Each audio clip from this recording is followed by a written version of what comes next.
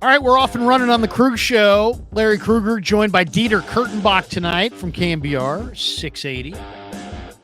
Also, the San Jose Mercury News, trying to get centered in the middle. My center, I don't want to be over here. You know. This don't let him catch your chin, Larry. You gotta stay loose. Typical. Hey everybody, let's try to stay in the middle of the square. I'm a rule follower at my core. Remember when we didn't have to worry about any of this stuff with radio? Yeah, exactly. Welcome to the Krueger Show, brought to you by Pig and a Pickle, the best barbecue in all of Northern California. Check them out. They're in Emeryville. They're in Corte Madera. They're open 7 days a week in both spots from 11 a.m. till 8 p.m. or until they run out. Get some brisket in you. Go say hi to Damon and Mary. Tell them that Krug sent you. And we're also brought to you by Sharp Corner Sports Cards and Collectibles down in the Monterey Peninsula. If you're a sports card or collectible enthusiast, check them out. 205 Cypress Avenue in Pacific Grove, right there in the Monterey Peninsula. Anthony Catania's at 831-521-5264. And let's not forget Underdog Fantasy. Check that link in the description, and you can use the promo code KRUG, KRUEG, and they'll match you up to your first $100. Thanks to Underdog Fantasy for sponsoring the Krug Show. Kev is still traveling Europe with his girlfriend. He's, timed this right, so he'll be back for training camp. But we should all be so. How much are you paying this kid, Larry? Jeez Louise. Thousands. I mean, seriously. This kid makes a good income. I mean, that's fantastic. That's the whole point, right? I would say, he's not buying houses and real estate and that kind of thing, but he's doing much better than your typical, I'm working at the hoagie shop in downtown SLO or something. You know what I mean? No doubt. He's enough not making travel through Europe, gallivanting through Europe with his girlfriend, as we all had the chance. Some of us were working, Larry. Some of us didn't have girlfriends because we had careers that we had to build up. And that's right. I'm just jealous and projecting that jealousy. I do remember, I got right into my scouting career with the Sacramento Gold Miners right after college and just went full bore, like 100-hour weeks working for the football team, putting together game plans. I didn't have a month to just, hey, you know what? I'm going to bum around Europe and go check out museums and drink sangria and go to Barcelona. And, it's like, but God bless him. And he's enjoying himself. He titled the show because he's still doing his duties from abroad. Correct. He said, a hardworking young man. Because he's a hardworking kid. He said, which young 49ers will break out this season, which to me is maybe the most fun conversation to have in, if you're going to do 49er content like we do, why not have fun? And that's fun. To me, that's fun. Which young Niners will break out? Because there's a bunch, and we'll get into that. But we're not going to lead with that, even though that's what everybody's here for. Butthead says late night with Larry like Skinamax. Oh my god! I don't think you want to see that, guys. Oh my god! If it's Larry and Dieter, and you're looking for something else, I mean, I'm telling you, come to the wrong place. And if that does happen, that's not going to bring in eyeballs. Yeah, I mean, this, talk about. Remember when Krug used to have a YouTube channel? Until that fateful night. I think it was the first week in July in like 2024, and they had that one show with Dieter and him. Oh man! And everything went kind of south from there. Yeah, Kevin's going to have to come back from Europe if that happens. But anyway, so Kev made the topic, so we'll get to that. But I do want to start with some other topics, a couple interesting ones. I'm one of the things I do in this dead time is I go and I gather up, me. First of all, anybody who knows me knows I like to be in the know and I like to be prepared. I'm not the guy who likes to wing it. I like to be prepared. Nope. I don't want to show up on the first day of school and wonder what we're going to learn. I want to, look at this. Look at this. The Giants just did a walk-off against the Blue Jays 4-3 on a wild pitch that scored Tyler Fitzgerald in the bottom of the ninth. The Giants entered the bottom of the ninth down 3-2. Yep. They walk it off and win 4-3 on a ball in the dirt. Wow. Who scored the tying run, if you remember, Larry? I don't know. I was talking to you. Well, that was your mistake. Let me look that up for you. But the Giants win the game on that. Wow. Giants are hanging around. They got a little knack for doing stupid stuff like that, don't they? Well, they win a lot. I mean, they just went 3-3. And Ramos, by the way, double and home run today. Awesome. But they went 3-3 against Atlanta and Cleveland. Is that right? They beat the Dodgers and the Braves in back-to-back series. Yeah, that's awesome. I mean, is that because teams aren't taking them seriously, or is that because they're legitimately better than we think? But whatever, they're fighting. They're fighting. They're fighting. I'll give Melvin a little credit. I'll give their coaching staff a little credit. Burrell, Matt Williams, those guys. They're clawing. They out-hit the Blue Jays 9-3 tonight. Well, who was the starter tonight? Tonight it was Blake Snell and Kikuchi. Yeah. Oh, Kikuchi struck out 13. Yeah, no, he had quite a day. He's a very good pitcher. Kikuchi's good. We'll Snell went 5, only gave up 1 hit, walked 3, struck out 3, 73 pitches. I mean, Snell's been absolutely garbage. Yeah. That's Ryan Walker garbage. Of all people who gave up the runs tonight for the Giants. Who I love. He's fantastic. I love Ryan Walker. That guy's, that guy's just ridiculously awesome. He throws 98. He's got all kinds of weird stuff. He can pitch every day. You can pitch him in the 1st, the 9th. I mean, he's awesome. He might be overworked though. Their pen has been heavily used. We're going to get into some Giants though. We will talk a little Giants, but we won't hit it here. We'll stay with our plan. Damn it. We're staying with the plan. But the first topic I wanted to get into is John Lynch said after the Super Bowl that the Niners needed finishers. And I mentioned that this time of the year, if you know me, I read all the annuals. I mean, I'll get the athlons. I'll get you name it. I mean, I've got them all. And it's, why not, right? I'm a Niner content creator. Why would I not read all these magazines? Right. So I read them all. Athlons, Lindy's, full breakdown on the Niners. Each one's got 4 or 5 pages on the Niners. Anyway, one of them focused on after the Super Bowl, Lynch. One of the very first things Lynch said to us when we sat down with him was, hey, man, we want finishers. We need finishers. And, it's an interesting word because the Niners have had, they've had 10-point leads in some of these Super Bowls and they've blown it. And so they need to finish. They absolutely need to finish. Yeah. And when I think of finish in football, I think of pass rush. Yeah. So to me, if we ask the question, and I'll throw it to you, I mean, did Lynch add finishers this offseason? I think he did in Leonard Floyd. Leonard Floyd is the finisher. To me, Leonard Floyd has never had a year since high school where he wasn't productive. He was really good as a freshman, really good as a sophomore, really good as a junior at Georgia, and basically has had 4 years in a row, or he's like one of 3 guys in all of football that have had 9+ sacks 4 years in a row, and he's just very productive. He's played like 180 straight games. He plays and he delivers. He produces sacks. So to me, when you have Bosa and you have Hargrave, especially Hargrave coming up, people forget Hargrave had that broken thumb in the middle of November, and that hurt his ability to rush the passer a little bit as well because he was kind of starting to come on a little bit. He was. Then he kind of faded. The way that he described it to me was that it was the hammies, and that's all the explosion, right? His entire game is predicated on burst off the line. That's the Chris Kasarik way. And that kind of like with a baseball player in an oblique, every time he would sort of think he's back, he couldn't trust those hammies to stay intact enough to really get that full fire.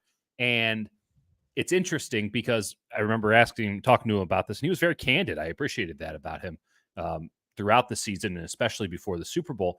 He was very candid. He's like, I don't really have a choice. Like, I have to go full bore in this game, and hopefully the 2 weeks off helps. And I think in the first half, which I just rewatched the game the other day because I'm a sicko. First half, the Super Bowl. First half, He looked great. I mean, he was firing like crazy. He looked like the Javon Hargrave that we had seen at the beginning of the year, and the hammies weren't there in the second half.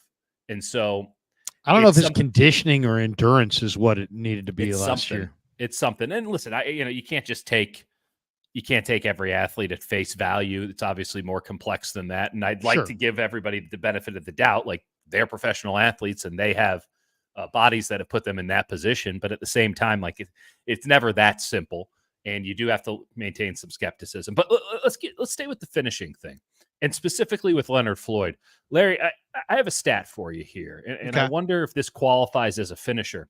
The final 8 games of the season for Leonard Floyd last year with the Buffalo Bills, including the 2 playoff games, Pittsburgh and Kansas City. How many sacks do you think Leonard Floyd had? In how many games? The final 8 games of the season. So the second half, if you will, the finishing stretch, if you will. Maybe 4.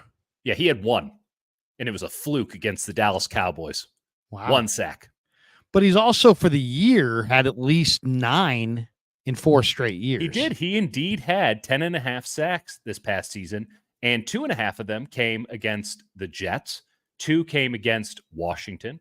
2 came against Jacksonville. And another 1.5 against the Jets for good measure. So when he was playing the Jets, he did about half of his total.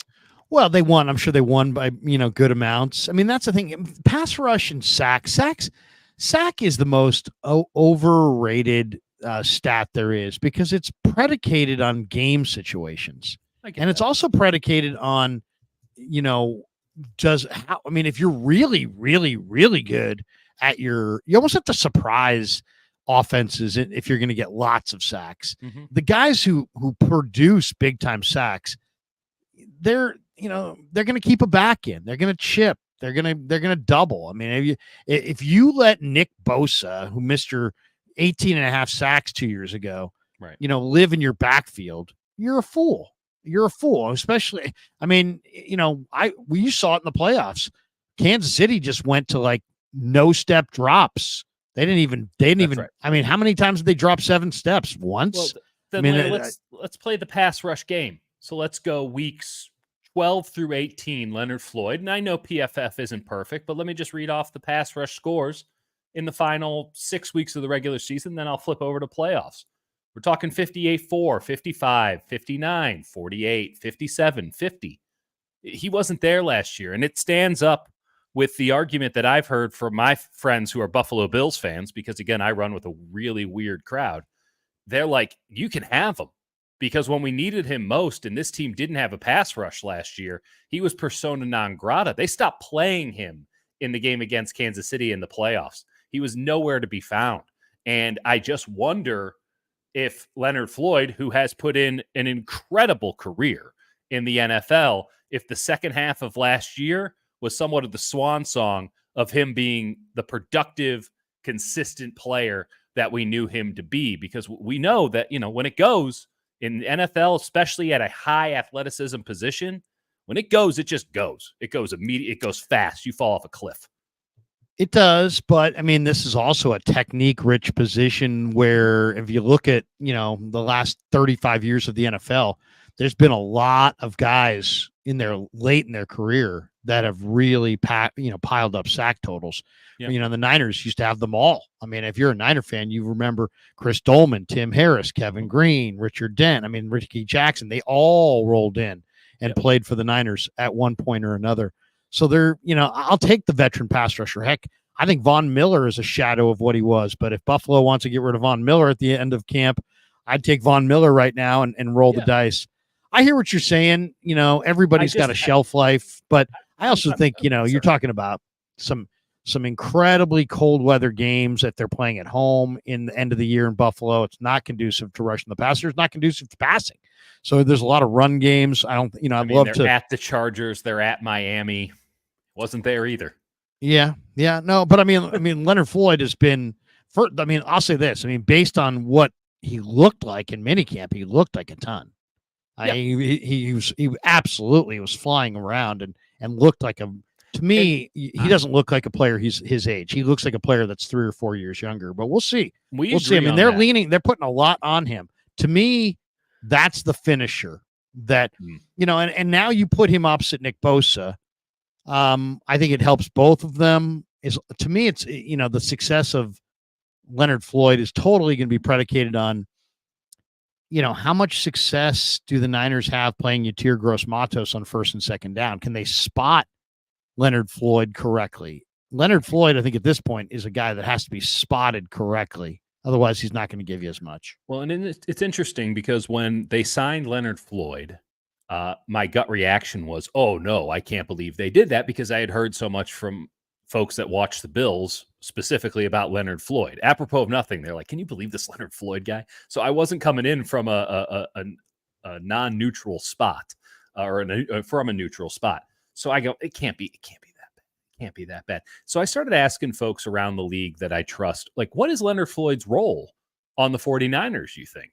Like, is he a first and second down guy where you're dealing with the technique and he's got the long arms and he's just going to set the edge and do really smart things and make Nick Bosa's life easier, because you got to certainly, commit something to him on the line and maybe even bring in somebody to chip him?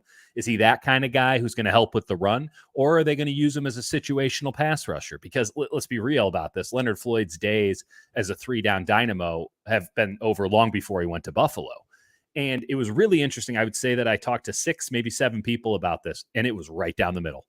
No one could tell me if he was first and second down or third down.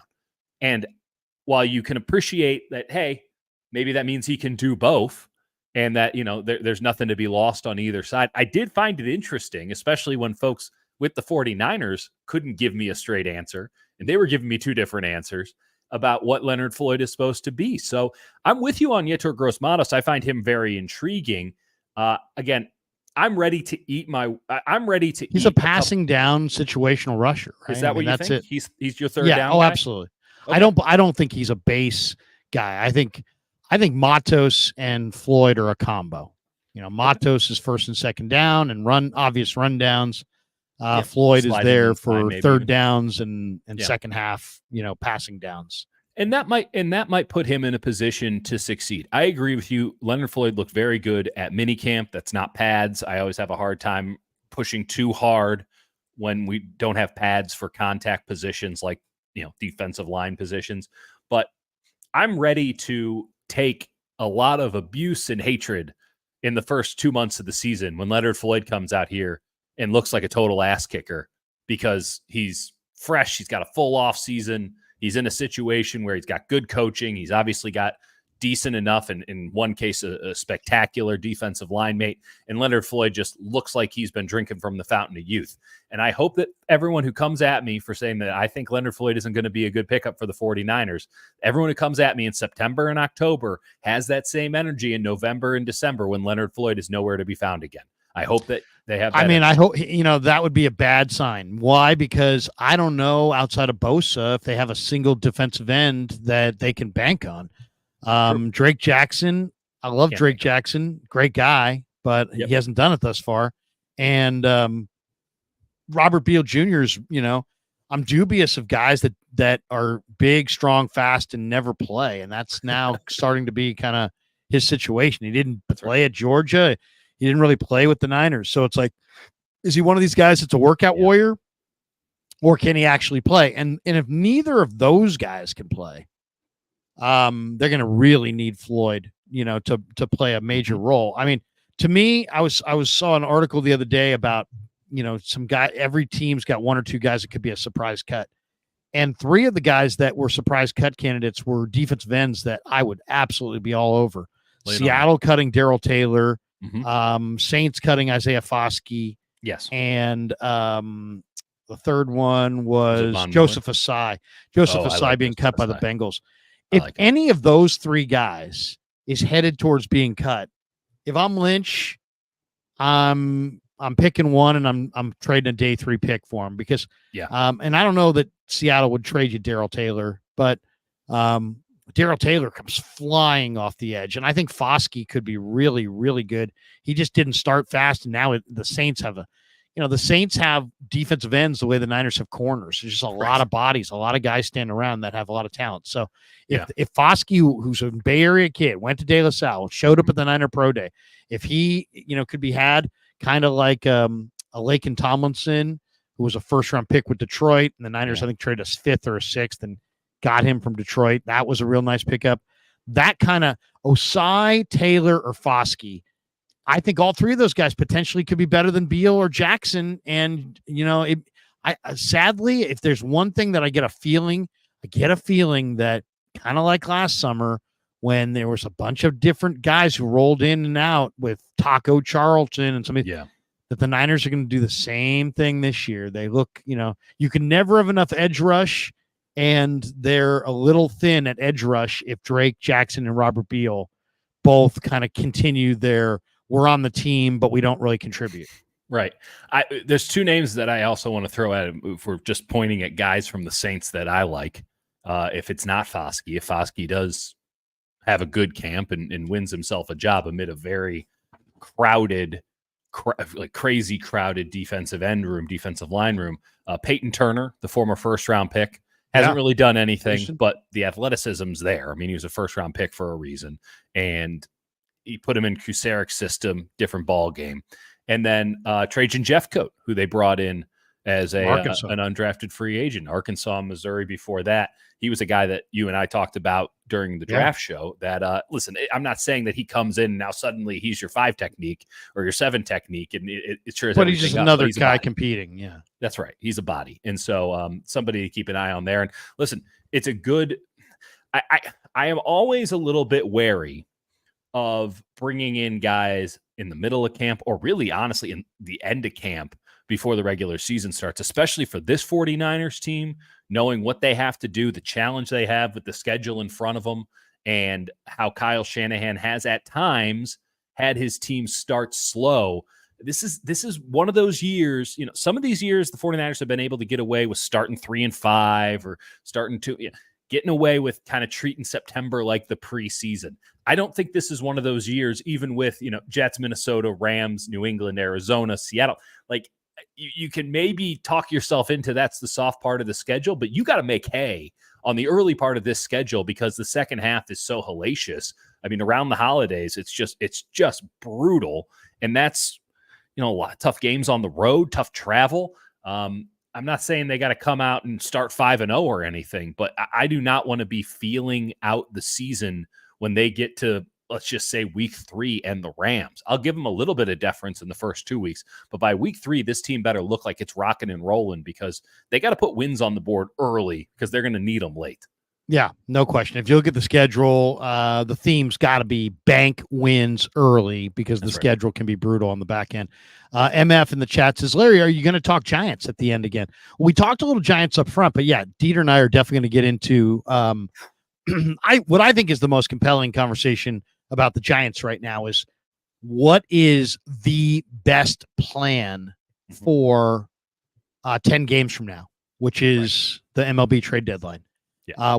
And I have a definitive plan with definitive targets, and I'm not messing around. No, I'm just, I am, you know me. Larry is going for Farhan's neck. He's going to take his job, and I'm happy to be. We're going to go deep on the Giants. It's going to be ridiculously deep. We're going to scare off all the 49er fans. They're all just going to be like, I've had it. But we are going to go deep. I mean, real deep. I mean, ridiculously deep. A deep dive. That's right. Skinamax deep. There you go. But we are going to full penetration. We're going to tackle the Giants farm system. We're going to tackle what is the plan at the trade deadline for the Giants, and I have specific thoughts and requirements. All right, and I'm not joking. I'm not BSing you. I know it sounds like I'm BSing you. I'm not BSing you. He's not a BSer. I'm not a BSer. Well, I am a BSer, but I'm not a good BSer. Yeah. All right. Question number 2. Okay. So, by the way, do you think that John Lynch has gotten finishers this offseason? I kind of like Leonard Floyd as a finisher, and I kind of like Cody Schrader as a finisher. I do like that. And I kind of like Malik Mustafa and Renardo Green as finisher types. Yes. I can What buy on the defensive side the guys that they brought in. Collins, Green, Mustafa, even Tatum Bethune, who I don't think is going to make the team, but I don't know if that guy can do a lot, but he can finish. When that guy gets his shoulder into you, you go down. And Mustafa's got the direct path to a starting job. Let's be honest. Hafanga's not going to be there week 1. And George Odom is a great player, but he's a special teamer. That's right. So it's Jair Brown and Malik Mustafa. That's going to be it off the start. That could be week 1 against Aaron Rodgers and the Jets. And I mean, that's exciting for me as somebody who really likes safeties and really values safeties. And like, that's going to be a really interesting, but I believe safeties are destiny in the pass happy NFL. And you're going to go in there with effectively a rookie and literally a rookie. Okay. If it works out, spectacular, marvelous, and really like the story of the season, in my opinion. Yeah. If it does not work out, I don't think anyone can look at it and say, I don't understand how this didn't work out, you guys. Like, well, he's either going to show something right away and really show that he's got something, or they're going to probably go after a Justin Simmons. I mean, the Niners do have quite a bit of cap room. They could probably, and if not Justin Simmons, as we were talking about defensive ends that could be available at the cut, they're saying Richie Grant, Lewis Seen, both could get cut. Those guys might be interesting. Listen, it's a good reason to have a lot of cap space. Is to be able to augment. And they did it last year. It didn't work out, but at least at the moment you go, hey, worth a shot. When you're talking about Chase Young, Randy Gregory, worth a shot, given where that roster was at. And these are the moves you have to make when you're going for a Super Bowl. I'll throw out 2 other finishers, maybe even 3 other finishers for you that I do think that fit the bill. I think if Dominic Cooney gets his hands on you, it's over. Now, I don't know if he's going to get his hands on that many people, and I got some questions about Dominic Cooney, but the tape is pretty clear. When he gets his hands on you, you stay got. And I think Jared Kingston, you can make the same argument with.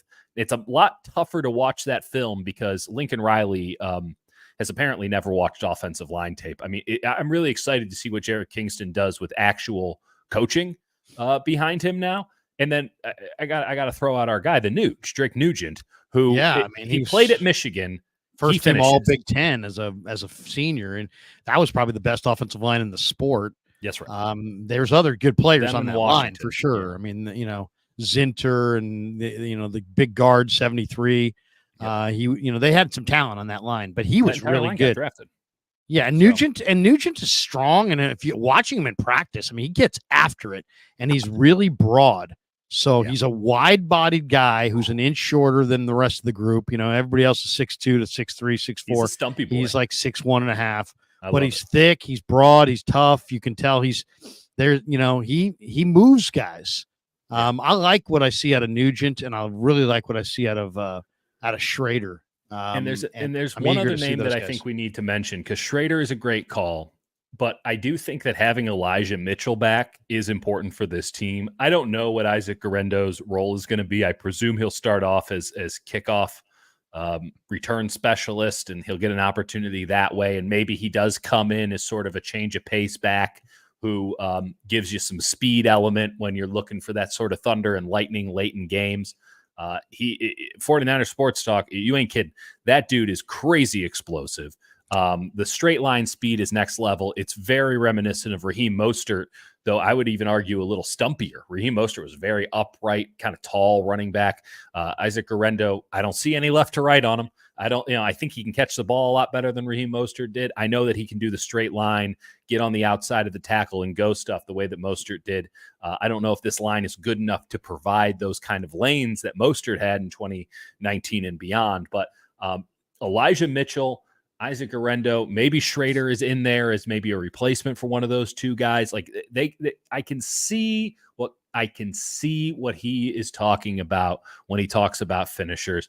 And Kenny, little CMC equals Cody Schrader. You're not going to get me to say bad things about Cody Schrader, but I also don't like blaspheming here on the Larry Krueger show. Like Christian McCaffrey is a one of one, baby. I'm a big Cody Schrader fan though, because he's just a good running back. He's just a good running back in the SEC, Larry. I watched him against some great athletes this year, and he looked terrific. And then I couldn't believe that he didn't get drafted. I mean, I thought for sure. I mean, granted, is he a total blue chipper? No. Our running backs devalued? Yes. State, Larry. Yeah, he started off at Truman State, but still, I mean, he did it in the SEC against SEC defenses and defenders, some of the greatest athletes in the country. Watch that Cotton Bowl. Watch the game against Tennessee. I mean, not telling you. I'm talking to anybody out there who doesn't get the Cody Schrader thing. Watch that Cotton Bowl when Ohio State is committing 9 to the box on every play, and they are just coming full bore with a bunch of 5-star guys, and Cody Schrader is just throwing him off like he's Bo Jackson in Tecmo Bowl. It's unbelievable. I was there for that game. It's one of the great singular performances in football I've ever seen. It was Deebo Samuel 2021-esque from Cody Schrader at that Cotton Bowl. It's a brutal game to watch, but a brilliant player led the way. I hope that he won MVP of it. I was blacked out drunk by the end of it, so I don't remember. It is interesting, too, because the Rams got Blake Corum and the Niners got Cody Schrader, and they play in the same division. And, damn, those guys are awfully similar. I mean, I've spent most of the spring saying, I know the Niners don't need another running back. Guys, I know they got a Mitchell and Mason and all these guys. You got CMC, and they don't need another running back. But, man, I sure love Blake Corum. And then he went to the Rams in the 3rd round. And then the Niners drafted Cody Schrader. And I had seen Schrader in the draft process as well. And I thought he was going to be like a 4th-round pick, maybe 5th-round pick. And then for him to go from, okay, I get it. He's not a 1st or 2nd or 3rd-round guy. But he's not a 4th or 5th-round guy, and he's not any round, and nobody's drafting this guy who just kicked ass in the SEC. Yeah. And then sure enough, he ran 4.61, but if you look at him, to me, my eyes say it's like 4.49, 4.45. Totally. He's like in that kind of range. And then I went to minicamp, and he had that one run to the left side where he just bounced it outside. And I'm looking, it's almost like, when somebody goes under the water and like when they're rafting and you're looking, where are they going to pop up? Where are they going to pop up? And you don't know exactly where they're going to pop up because you don't know how fast the water's rolling. Mm-hmm. Well, it was that kind of thing. It was like, there's a bunch of players standing on the sidelines, a bunch of media. I'm like, where's this guy going to pop up? And sure enough, he was like 12 yards further down the sideline than I even thought he would be. That's right. He is quick. Yeah. And when he gets to that next level, he runs the equivalent of a 4.45, despite the fact that he was clocked at 4.61. And he's got great instincts, and he's got good tackle breaking ability. Right. He's very smart. The scouting report that I thought really resonated with me is, and I've heard this about guys, and they're like, if you let this guy in your building, he'll never leave. That's right. He'll never get this guy out of your building if you let him in your building because he's that hard of a worker. He does that many things well. I think he's going to be their return guy on special teams. I think Cody Schrader is going to be their designated return guy. I think Schrader has a great chance to maybe even be better than Guerendo, even though Guerendo is clearly like a souped up, hot rod. I mean, you can see the engine on him. He's the legs, the lower body power, strength, explosion. You can see it. I mean, he is really, really rocked up and ready to roll. But there's something about Schrader that is a little bit better. He's a little bit more instinctive. He's a little bit more pure. He makes the right cuts. He reads his blocks. He has a feel for playing running back. Yeah, he's a real running back. Yeah, that's it right there. He's a running back. He's not Christian McCaffrey. And running back is not a 40-yard dash deal. It's instincts. If it was all just about the straight speed, Danny Gray would be a good wide receiver, and there'd be a lot of running backs. Joe Williams would have been a great running back. Didn't he run fast? Yeah, but you have to have a feel for it. You have to be able to hit angles. You have to process so much stuff all in a blink of an eye. And some guys have it and some guys don't. And especially when you're getting at the NFL level and everyone is insanely fast and have murder in their hearts. I just don't know how you wouldn't go for a guy with feel over some track star because your offensive line isn't going to make every block perfect. And you have to have some instinct on how to play the position and a little bit of guile in situations that aren't tailor-made for you just running in a straight line with nobody touching you. I mean, how many times does a running back truly not get touched? We only mention it. We only mention when he goes untouched all the way to the end zone because it's such a rarity. And yes, it happens sometimes for Christian McCaffrey, who's crazy fast.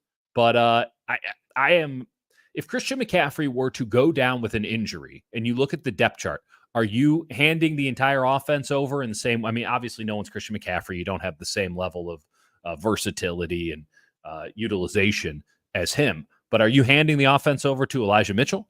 I don't know. I don't know if I can trust Elijah Mitchell to take 25, 30 carries a game. I don't know. I don't think you can give it to Isaac Guerendo at this point because I don't feel the touch. I don't feel that he has a feel for the running back position. I like him as a change of pace guy, as a gadget player almost. It's not Patrick Taylor. It's not Jordan Mason. I would hand the reins on 20, 25 carries a game to Cody Schrader. I think he's next up for the quote unquote workhorse role for the San Francisco 49ers. And it is going to be very interesting to see how they play this because, I kind of glossed over him. Like Patrick Taylor looked good in minicamp. Again, running backs, you don't want to read too much into it. But he's a pro. He was okay for Green Bay last year. I think he looks good for the 49ers. And Jordan Mason's no slouch either and a pretty good special teams player. So they're going to have to cut one or maybe even two of those guys this preseason to keep Schrader on the team, which I think they should do, which I think they will do. But it's going to be interesting to see how it all goes. Maybe we were talking trade for Elijah Mitchell just because they can't trust him to be on the field. But it's going to be tricky. It's going to be tricky. Well, I mean, it's just these are brutally tough decisions. Okay, so they're probably going to go with a combination of 11 receivers and running backs. The question is, do you go 5 running backs and 6 receivers? Do you go 6 running backs and 5 receivers? Yeah. Right now, you have McCaffrey and Juice, Mitchell, Garendo, Patrick Taylor, Jordan Mason, Cody Schrader. That's 7. So if you go with 6 receivers and 5 running backs, tell me which two of those guys are you cutting? It's easy to say Patrick Taylor. Yeah. Okay, but even Patrick Taylor has looked pretty damn good in the uniform, to be honest. So that's 1. But who's going? Who's going out of Mason, Schrader, Garendo, and Mitchell and Juszczyk? Assuming if someone wants to give you something for Mitchell in a trade, I'm talking like 4th round pick, I think you have to take that. I'm not sure there's a market for a guy like Elijah Mitchell right now. If there was, he'd probably be gone already. I think it'd be Mason. I don't think Kyle Shanahan trusts him as a running back. I think that's somewhat foolhardy. But I would also maintain 6 backs instead of 5.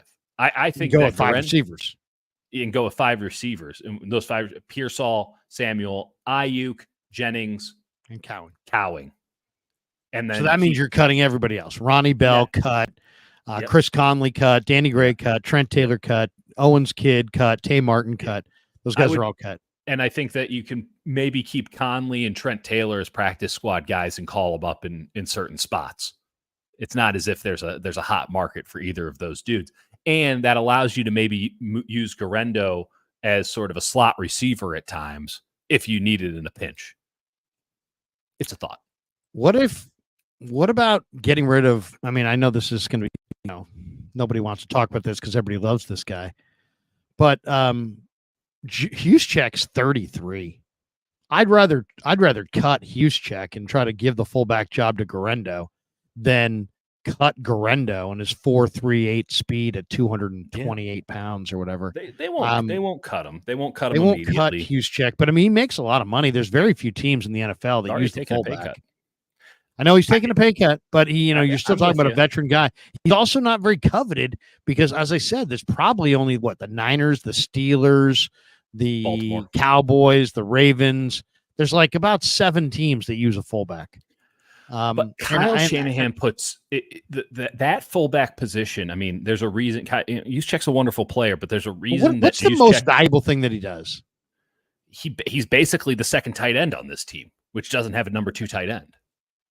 And now you're asking Isaac Garendo to not only be a lead blocker in the run game, which he is often, but they don't use Juice. How many times do you think in a game on average Juice is used as a lead blocker for McCaffrey? How many times? 7 times a game.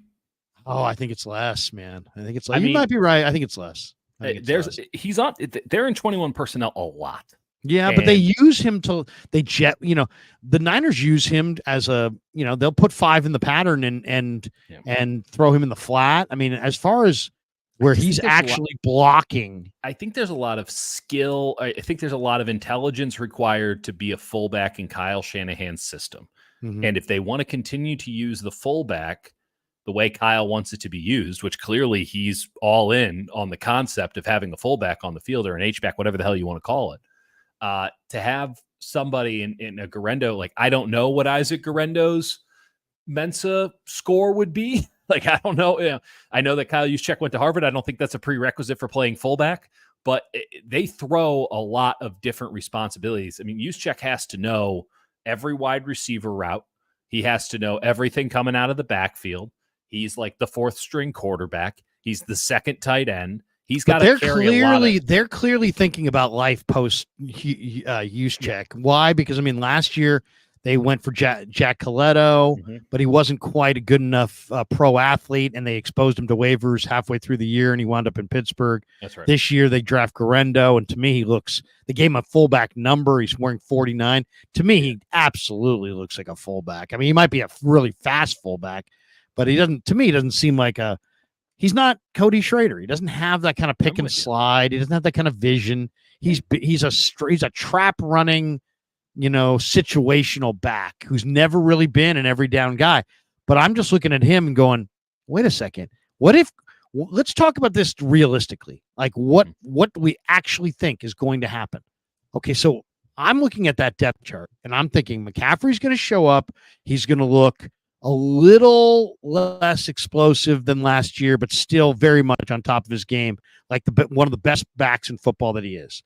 I think Mitchell's going to show up ready to roll because I think his career's on the line. And we know what he is. He doesn't fumble. He's Shanahan's favorite. He doesn't have a lot of negative yardage plays, but he also exposes himself to hits. He runs upright. He takes hits. Then there's Patrick Taylor, who good-looking athlete for sure, and I'm not sure what the plan is there, to be honest. Maybe just quality depth. Jordan Mason, if I was Jordan Mason, his agent, I'd be calling up Lynch going, dude, get me somewhere else. Get me out of here because your guy doesn't believe in me, and I get no run, and I'm big. My guy's big and strong and fast and ready, and he's wasting away on your bench. Right. And then, but I think Mason's going to play well. I think Mason's good. And then there's, Juszczyk, who is going to show up in shape and ready to roll. And then what do you think you're going to get out of Cody Schrader? I think Cody Schrader is absolutely determined with the burning, of 1,000 suns to make this roster. So, So what are we talking about? You know what I'm saying? It's like something's going to have to give. This is going to be a very, very tough decision. And to me, I would much rather cut Juszczyk 1 year too early and force Garendo to play a position that he's not necessarily ready for than to cut Garendo or cut Cody Schrader or cut Jordan Mason. That's where I'm coming from. I draw the line with Mason. I don't feel as if Jordan Mason. But Jordan Mason's great, Dieter, in the games that he's played. He just never plays. Well, and again, much like you say with a guy like Beal, like that's great that he comes in and he gives you these moments, but Kyle Shanahan sure as shit doesn't seem to trust him.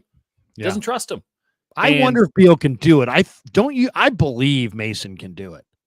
I really do. I think Mason. I wonder if we would run into a rate of diminishing returns with Jordan Mason because he doesn't seem as if he has a lot going on in the bag. I mean, he's an incredibly athletic player, but I didn't catch the feel. I didn't catch the feel of it. And again, I do want to make it clear, like it's so easy. It's kind of some Madden logic to be like, oh, he'll just play fullback. Like, I don't think that it's nearly as easy as people make it out to be. The 49ers had every opportunity to cut Kyle Juszczyk this past offseason.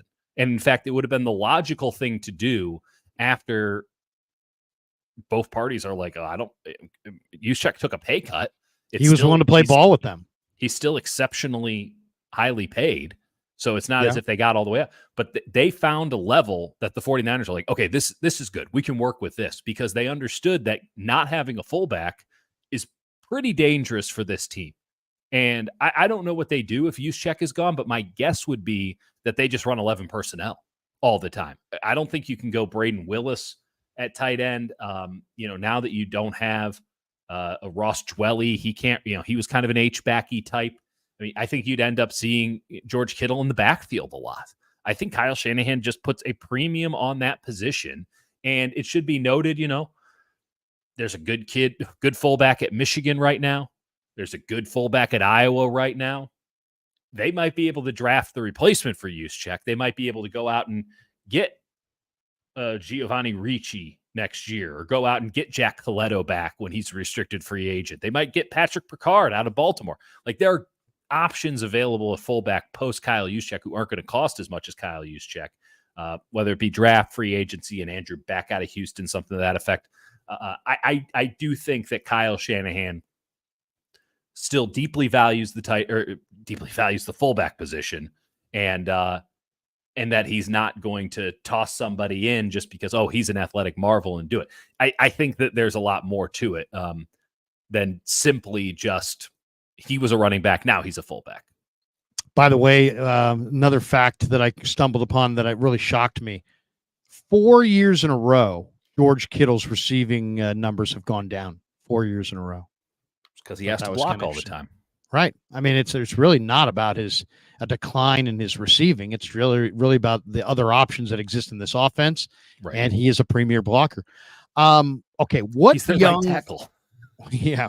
What young 49ers or 49er, if I say to you, who's primed to bust out? Give me your breakout guy. Give me your guy. And maybe we've already discussed it. Maybe it's Schrader. I don't know.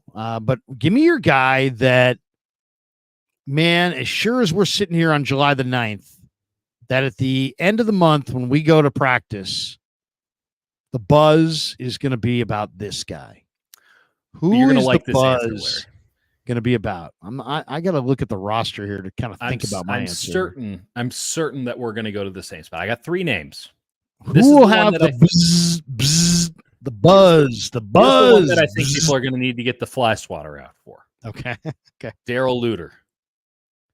Darrell. Apologies. Darrell Luter Jr. He'll have so much buzz that I'll learn to pronounce his name correctly. Darrell Luter. I got a question about Darrell Luter. Yeah. Excuse me, that sound sir. like a better name? It's Darrell. Darrell. It's like when I called. I said, "Hey, Terrell Owens." He's like, "It's Terrell." Terrell Owens. Well, Luter, I think has a chance to really have an impressive career-defining training camp. And if you're a guy like Ambry Thomas, looks the part. I mean, for those who haven't seen this guy on the practice field, talking about 6-foot corner, 190, really long legs, really long arms. Just a dominating physique. They kind of, and he's got ridiculous arm length. I mean, I don't have it in front of me, but it was 98th percentile in the draft. He's smothering, and he played nothing but press man for the South Alabama Jaguars. So he's actually a very experienced press man corner with crazy length and athleticism. He's also kind of mature beyond his years. He's married. He's got a kid. He's just, this guy shows up with a briefcase. I mean, this guy's a pro's pro. That kind of stuff matters to me when I'm talking about, okay, you got one spot for 3 dudes in effect. Rock Ya-Sin, Luter, Ambry Thomas. Yeah, you got about 3 spots. Maybe a Chase, Samuel Womack in there as well. I think Chase Lucas makes the team as the backup in the slot to Diamador Lenore. So you got, Womack. You're talking Rock Ya-Sin, Luter, Ambry Thomas. Only one survives. Give me the guy who's got his act together off the field as much as he is impressive on the field, because his head's not going to be spinning in that moment. He's grounded, and he is far and away the most interesting athlete of those 4, unquestionably. And I thought, in the limited times that I saw him in minicamp, it looked like he had taken a step forward. It looked like he was ready to come. Again, mean son of a bitch on the football field. Love that in the corner. I think if I'm Ambry Thomas, and I think there's some expectation here, Ambry Thomas is going to be in the mix for a starting job opposite Charvarius Ward. Well, Renardo Green came into camp and looked awesome. Isaac Yiadom came into camp and looked awesome. And now here's Ambry Thomas, who has been handed every opportunity, hasn't made the most of one yet. And I think he's already been caught by 2, if he indeed had the position. And I think he's about to get caught by 1, maybe even 2 more in Womack and Luter. But I'm going to pick Luter as the man to make the leap and maybe even get Ambry Thomas cut before the end of training camp, which I don't glee or I don't revel in that. But I do think that a lot of people have sort of penciled in Ambry Thomas because he did start so many games for this team as a cornerback on this team. And I think it speaks to the depth and the the quality of drafting and free agent pickups that John Lynch and Kyle Shanahan have done, that a guy like Ambry Thomas, who still has something to give somebody, doesn't have anything left to give the 49ers because there's too much talent around him, and he's going to get bumped. Cosmo says, Luter, please, Winters. All right. I mean, okay. I don't know what those have to do with each other. I'm not a big D Winters guy in general, but heaven knows he's going to have an opportunity. Yeah. Here's the thing. There's what people tell me and then what I see. Mm-hmm. And I'm a person, you know me, I trust my eyes and what I see over what people tell me just across the board. So it's like, I like it when people tell me stuff. I like it when people tell me stuff too, but there's always an agenda. There's always an agenda. Or not always, and it's not always nefarious or anything. I'm not saying it's, but I'm just saying people judging people is imperfect. And so whether you're asking Fred Warner, who's the most impressive guy in the offseason, or, you know what I'm saying? It's like his number one job is to be a really, really good middle linebacker and wear the green dot and be that player. He's not necessarily a pro personnel evaluator. So he did say D Winters. So at least from Fred's perspective, Winters is the most impressive. Yeah. I like Jalen Graham. I think Graham to me looks like he's very special. He's a very special player. Yeah. That can make lots and lots of tackles. And I think he's going to step in this summer and just really, really show what kind of player he is. Is that and your then guy? the other guys, I think Cowing is ready to roll. I mean, he's done it at 2 different programs. He's a good route runner. He's working on his routes. I love, when you've watched enough of this stuff, you can even evaluate the running against air.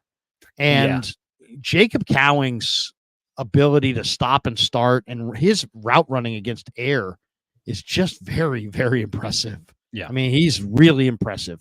And I like the hands. I like the speed. I like the vertical separation. I know Brock wants to hit home runs. This kid is your ticket to home runs. And he's going to create real separation. So I like Jacob Cowing. What's my comp been for him the entire time, Larry? Like, it's a best case scenario, but what's my comp been? Tank Dell. Did you say Tyreek? No, Tank Dell out of Houston. Tank Dell. And you think about what's Kyle Shanahan been doing all offseason. Tank Dell might be a little smoother and very strong. This guy, this guy might be a little bit better route runner, I think. I mean, it's that sort of tiny guy who has the home run potential and is just going to be trusted. It's not just a burner. It's a burner with ball skills. That's right. And you think about, Kyle Shanahan every offseason, as any good coach does, he looks around and says, what are other teams doing that I'm not doing? And if I'm Kyle Shanahan and I'm trying to look for things to improve upon as a head coach and a play caller and an offensive coordinator, what's the first tape I'm putting in? I'm putting in Bobby Slowick's tape from the Houston Texans because he took a rookie quarterback, C.J. Stroud, who we all agreed had a lot of talent, and he made him the NFL's leading passer in his rookie year with a bunch of receivers that, no one saw that coming from any of them. No one saw the Houston Texans being that kind of a team last year. But Bobby Slowick, D'Amico Ryans, hell of a coaching operation, 1-2 there, and they have an exceptionally talented quarterback, and they knew what they were getting in these wide receivers, and they ran an air-it-out 11 personnel offense that was something to behold. It was like the Rams on steroids. It was almost like the greatest show on turf Rams back in the day. I know that's not necessarily the Shanahan tree, but it had a lot of the same concepts. Kurt Warner and Isaac Bruce and Torrey Holt and obviously Marshall Faulk. That was the closest parallel I had. If I'm Kyle Shanahan, I have a quarterback in Brock Purdy who, as you said, wants to hit that home run ball, wants to air it out, wants to push it outside the numbers, wants to hit the deep shot, played Big 12 football for 4 years. This man is all about the spread. This man is all about the air ball. I got to get myself a Tank Dell. I got to get myself the equivalent of a Tank Dell. And to get a Jacob Cowing, I think that's what they're hoping he turns out to be. Can I throw 2 other names at you here, though, Larry? Yeah, please do. Okay, here's a dark horse one. The opportunity is immense for a Braden Willis to have a breakout season. Now, he looks good. I'm with you. When you watch this guy, you go, not so sure. Not so sure. But every now and again, you get these flashes. And we're not asking him to be the next George Kittle, an elite blocking tight end. who can, also catch everything and anything. He just needs to catch the ball and just needs to, not let the guy run past him without getting a hand on him. And his athleticism as a tight end is something that's pretty impressive to behold. And I think that, we've suffered through Ross Dwelley for so long. Ross Dwelley wasn't giving you anything. I think this guy gives you a little bit of upside potential, and the tight end depth chart is weak, absolutely weak. I think Braden Willis has an immense opportunity to not just get playing time this year, but like serious playing time as a second tight end and as a bona fide pass catcher. We saw a little bit of it last year. I'm not sure any of those flashes encouraged anybody, but I saw just enough at minicamp to make me think, hey, there might be something here that's worth exploring. So that's my dark horse in Braden Willis. And then I'll go like straight up. He didn't catch a ball last year, right? I mean, he didn't catch one. I think he had one or two late in the season. Did he? I think he had. I don't think he so. was on a, at least I'm looking at their stats. I don't see him listed here. Well, yeah, then in that case he didn't, because I'm certainly. But you know what? He looked great in the minicamp, and this guy can make catches. I'll say that I like Mason Pline. I'm the more I watched him in camp, if I'm being honest. I thought he was he's slow a little as hell. knock-kneed, but he's big. He's big and smart, and they've used him an awful lot. And you're right, the depth chart is not great. I think it's Willis and Kittle and Pline. Yeah, I mean, and they did. Who did they sign? They signed Logan Thomas. That doesn't do it for me. Cam Latu might as well not be on the team. They may. I mean, I'm not going to try to get anyone in trouble here, but like, he was injured. He wasn't that injured. They told him to go away. And he hasn't gotten healthy from his the real injury is the 49ers realized they fucked up big time by drafting him in the third round, and he had to go. That was a colossal failure. My podcast co-host Jake Hutchinson loves. I mean, I played tight end for a while and tackle and all that. I love the tight end position, but he really enjoys breaking down tight ends. That's his sicko passion. And he had a grade on every 25 tight ends and. Not this past year, but the 2023 class. And the one guy out of all of them, he's like, you cannot draft him under any circumstances, was Cam Latu. That was the one guy. He's like, you can take the guy from Campbell University and you can take him in the 7th round. But Cam Latu, tight end at the University of Alabama, is undraftable. I have no idea what this guy does. And that's who the 49ers took. And just another 3rd round bust. Listen, Saubert is there. I think Saubert's going to be on the roster as the number 2 tight end, as the blocking only guy. I think that there's a pass catching role there.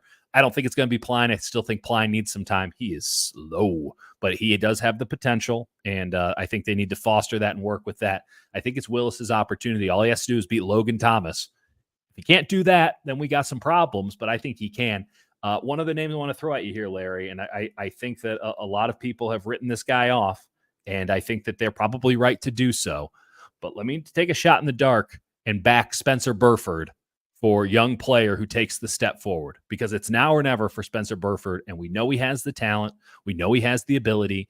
They're saying that, mostly it's a mental thing, that he can't stay locked in. He can't stay focused. He makes 1 or 2 errors a game, but those are colossal errors, as we saw in the Super Bowl, that lose games. They can't trust him. John Feliciano's got to come in and spell him.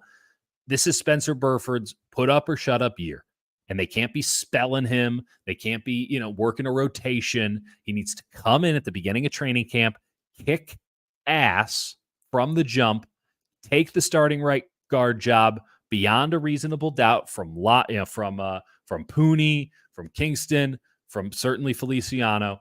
Take it and run with it. And with the talent that he has, if he can lock in the way that he needs to lock in, there's a real shot that he's the guy that we're talking about at the end of training camp saying, wow, what an impressive player, and what an important pickup that would be for the 49ers to have a right guard that they could trust. Because as much as they like Colton McKivitz, I don't think there's anyone outside the building who feels confident in Colton McKivitz at right tackle. And center is a question mark with Jake Brendel. To have solidity and talent and upside and consistency at right guard would just be massive for the 49ers. And I think Burford has the talent to do it. I think he's sharp enough to do it. And I think he knows if he doesn't do it and show it in training camp, in these preseason games, his NFL career is going to get very, very adventurous very soon. And that doesn't seem like fun for anybody. I think Pooney's going by him. I think if you said to me, I agree with Luter, and I'll throw Winters on D. On offense, I like Pooney and I like Cowing. And then, the deep, deep sleepers, the guys that really caught my eye, but they're deep. And that's Pline, who's right now, the last guy on the depth chart. But like Tongues is not really NFL. Saubert to me looks stiff. Latu was a nightmare last year. Logan Thomas, I think his body's beaten up a little bit. And then you got Kittle and Willis. I think it's Kittle and Willis and Pline. We'll see how it shakes out. I can't believe you haven't named the most obvious option here, Larry. I left him for you. The big wide receiver option? No. You going Tariq Owens? You going Chris Conley? I'm talking about Tanner Mordecai, Larry. Well, that's what I was going to say. The deep, deep dive guys. I like Pline and I like Tanner Mordecai. And I'm of the belief that that Brandon Allen, while he's a great guy, I don't think you can win games with him. And Agreed. Josh Dobbs, I think you can win a game. But I really believe, and we'll see, because it's hard to evaluate. It's really, really hard to evaluate the skill position guys, I think, sometimes in the OTAs and the minicamp, because it just doesn't, it's like if you can't be super high energy when you're just doing basic drills. Mm-hmm. And like, to me, Brock Purdy looked really, really efficient in 2022 running these drills, but it wasn't like anybody was like, whoa. It was just efficient and accurate. And if you watched it every day, you're like, wow, this guy every day is efficient and accurate. Mm-hmm. And that's kind of what I see out of Mordecai. He's just kind of efficient and accurate. And what I don't see is even the basics of efficiency and accuracy from Dobbs or Allen. So I think Purdy's their best quarterback. I think Mordecai is going to do a better job of moving the team than Allen or Dobbs. They'll probably still start with Dobbs as number 2, but I wouldn't be surprised if Mordecai showed enough to either, force them to cut Brandon Allen, or, you got to remember this. I mean, if Tanner Mordecai plays well, the rest of the league knows the Niners have the hot hand when it comes to identifying, quarterbacks. So they got Brock Purdy. If Tanner Mordecai leads the team to success in the preseason, he will be picked up by somebody at the cutdown. So if he plays well in the preseason, he's going to force their hand, or they're going to lose him. And the question is, how good is he? And I don't know that he's great, but I'll say this. I love the skill set. You're talking about a guy with really impact speed who throws the short and intermediate pass well, comes out on time with accuracy. He doesn't have Brock Purdy kind of touch down the field, or, he doesn't have the ability to layer a ball over a defender. He's a little bit more of a one-speeded thrower, but he's better than these other guys. And I mean, it's not a high bar. I'm watching Brandon Allen, I'm watching Josh Dobbs, and I'm watching Tanner Mordecai, and I'm like, wait a second. Those guys look kind of scattershot. Mordecai looks like in total command. Yeah. So we'll see what it looks like this summer when the pads come on. But you got to remember this: 4.45 speeder, 4.46. That's cooking. He ran at SMU. That is cooking. And when you watched him run at Wisconsin, like when he scrambled, he scrambles down the middle of the field like a player who's not afraid to take hits, which is bizarre. And then to hear his coach say that he was an incredible leader and that he's just, to me, when you're smart, you're athletic, you're tough, you're a great leader. You know what? That's enough good traits. I'm interested. I mean, we're talking about an undrafted free agent. Right. And if you think you can catch lightning in a bottle, like personally, I think quarterback's the hardest position to evaluate. It's really hard. I personally like the guy Austin Reed, who's at Western Kentucky, who's now with the Bears. I like Tyson Badgett. Rockets. I like both those guys. I may even like him a little bit more than Caleb. And a lot of people would be like, that's crazy. But you know what? You know what isn't crazy is that the success rate on first-round quarterbacks is probably sub 50% in the last 25 years. That's right. So most of these guys that were drafted in the first round are going to be a bust. I'll throw another name into the mix as somebody to keep an eye on in the preseason, and he might come loose, and it's somebody that the 49ers should bring in, and it's Michael Pratt, who was the Tulane quarterback. Green Bay. And he went to Green Bay. He's the number 3 quarterback in Green Bay. He might end up being number 2 because it's Sean Clifford is the number 2 behind Jordan Love. They did take him in the 7th round. I thought it was bizarre that the 49ers didn't take a swing on Pratt, who I thought had third, day 2 talent. And I thought was an excellent quarterback. Really good year. Really good year at Tulane. And put the ball on the money.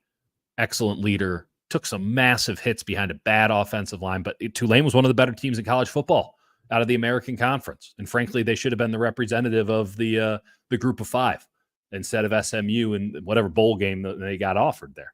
But Michael Pratt in Green Bay, I loved Green Bay's draft. I thought they did an outstanding job. I think Michael Pratt might end up looking really, really sharp over there. And if they decide, hey, you know what, we really want to keep Sean Clifford around for some reason, try to scoop up Michael Pratt and at least see what he looks like next to Mordecai too. But that's a good call. I like that one. Yeah. Well, I mean, I think Green Bay is a better personnel department than that. I mean, I think Gutekunst will recognize they're awesome. That Pratt's likely to show something, and I don't think Clifford's entrenched. So I think Clifford could be out of there. Yeah. Okay. A couple other things. Matt Maiocco. So we've only, it's amazing. You and I get going. We get going on topics. We've only really hit a couple topics. We're an hour and 6 minutes in. I mean, it's unbelievable. Larry, if we don't name every young player on the roster, then we're not doing our jobs. We're deficient. Matt Maiocco did an interview or a podcast, and he said that the Brandon Aiyuk Niner contract extension agreement is, quote, far from guaranteed. And he basically says that, if signing and extending Aiyuk means that the Niners can't, he says that if they do that, that probably means they won't be able to re-sign Banks and Lenore and Mooney and Greenlaw next offseason. So before we go any further, would you rather sign Aiyuk this season and say goodbye to your starting left guard, your 2 starting corners, and your starting inside linebacker? Or would you rather move Aiyuk on and keep Banks at left guard, keep your starting corner tandem, and keep Greenlaw? Because the way Maiocco laid it out, he's like, well, they could sign Aiyuk, but they're paying their roster's so deep and their cap is so tight that likely means they won't re-sign all 4 of their premier free agents next offseason. So if you ask me, I'd rather move off of Aiyuk, as much as I think Aiyuk is the perfect Niner receiver, the way he blocks down the field. I'd rather move off of Aiyuk than move off of both my corners, Greenlaw and Banks. Where are you? I'm a little torn, but I do find it interesting that we're holding up Dre Greenlaw coming off an Achilles injury as some sort of uncuttable player. I mean, I think that the writing's on the wall there. Pretty great player when he was playing. I mean, when he was playing and when he was healthy, Klay Thompson was an all-NBA player before he tore his Achilles. And then what happened? Charvarius Ward, a lot of injuries. I'm fascinated to see what he does this year, but he's another guy who you kind of look at him long in the tooth. How much more can you expect to get out of him? You've bought, I think, his best years. And he has performed during those years. So I've always had him on the chopping block when Purdy's contract comes down the line. I don't think, and I could be wrong about this because nickel corners are making $10+ million a year. I don't know if Lenore is actually on the chopping block. I don't think it's all 4 of them. If I had to choose one of those 4 to keep, because I don't believe it's all 4, I'd keep Lenore instead of Banks. But Ward and Greenlaw, they can go. Not that they're not really good players and not that I don't, but like just where they're at in their careers, I think that's the prudent decision. I think Lenore's best football's ahead of him. I think Banks's best football's ahead of him. I think Lenore has better football to give than Banks has to give. I'm not a big Banks guy personally. And I think they've done a nice job in this last draft. I think that at guard, for the costs of guards these days, where you have now $20 million guards for guys who aren't even all pros, I will pass. I will just keep drafting guys in the 3rd and 4th round, and I will let my very well-paid offensive line coach for better or for worse, and Chris Forster get them to where they need to go. I'll play Pooney there. I'll keep Burford. I can sign a guy like, John Feliciano off the street, and he can give me starting snaps in the Super Bowl. And it's actually a problem when he comes out of the game. With the way the 49ers offense runs, Kyle Shanahan has made it very clear since day one in San Francisco, and frankly, even going back further, he does not value guards. He doesn't. You have to pick your spots in a salary cap league, and he thinks that he can get by with less than expensive guards. And as much as everyone wants to bemoan and bitch and complain about the offensive line, I do think he's right that you don't need to be paying guards big-time money to get, in the case of Banks, middling production. Now, if Banks comes out and has an all-pro caliber season, which I don't foresee, but I suppose is possible, that changes up the calculus a little bit. But Brandon Aiyuk is an all-pro today. He was an all-pro last year. And while wide receivers are just, it's plentiful. An unbelievable pipeline in the college game right now. Kyle Shanahan holds them to such a standard. And it took so long to go from, what was the damn name? Manuel Sanders, to then get to Brandon Aiyuk, to have that kind of quality X receiver that Kyle Shanahan wanted. It took a couple of years in between. I don't think that they let a guy like that walk out the door. As for what's going on with the Aiyuk conversation, the second that Brandon Aiyuk wants to get real about getting a new contract, the 49ers will meet him halfway. I hate this situation because it makes me sound like a 49ers shill. It's the last thing in the world I want to sound like. But Brandon Aiyuk is acting unreasonable in his contract negotiations. We don't even know what he's asking for. What I've heard is he's asking for $31 to $32 million a year. And it's just the 49ers are not going to get over 30. They're not going to do it. And he has refused to come down from his number. I put this on his representatives. I think they're doing a terrible job. The social media game that he's doing is embarrassing to him and his career. That's what I was going to ask you about. I mean, Mayoka put the Aiyuk contract extension at 50-50 that it gets done, and thinks the Niners probably most likely are going to wind up franchise tagging him. And then if they can't come to a long-term extension, they'll trade him next March. So he thinks he's going to be here. They'll franchise, they'll play him on the 5th year option. They'll franchise tag him at the end of the year, and they'll try to trade him next March. Aiyuk posted a picture of the Commanders practice film from OTAs on TikTok. I mean, what do you think? Well, I mean, I think that he is trying to extract any little bit of leverage that he can in this situation, and it's not working. He doesn't have any leverage because of what you just said, and we've been talking about a million times over. If he had leverage, the 49ers would have to increase their offer. The fact of the matter is they haven't, because they don't have to, because they can make him play on the 5th year option. The fines start the day that training camp starts. And if he doesn't get a new contract, those fines are going to be held against him. They're not going to just forgive him. He has to get a new contract in order for those fines to be forgiven.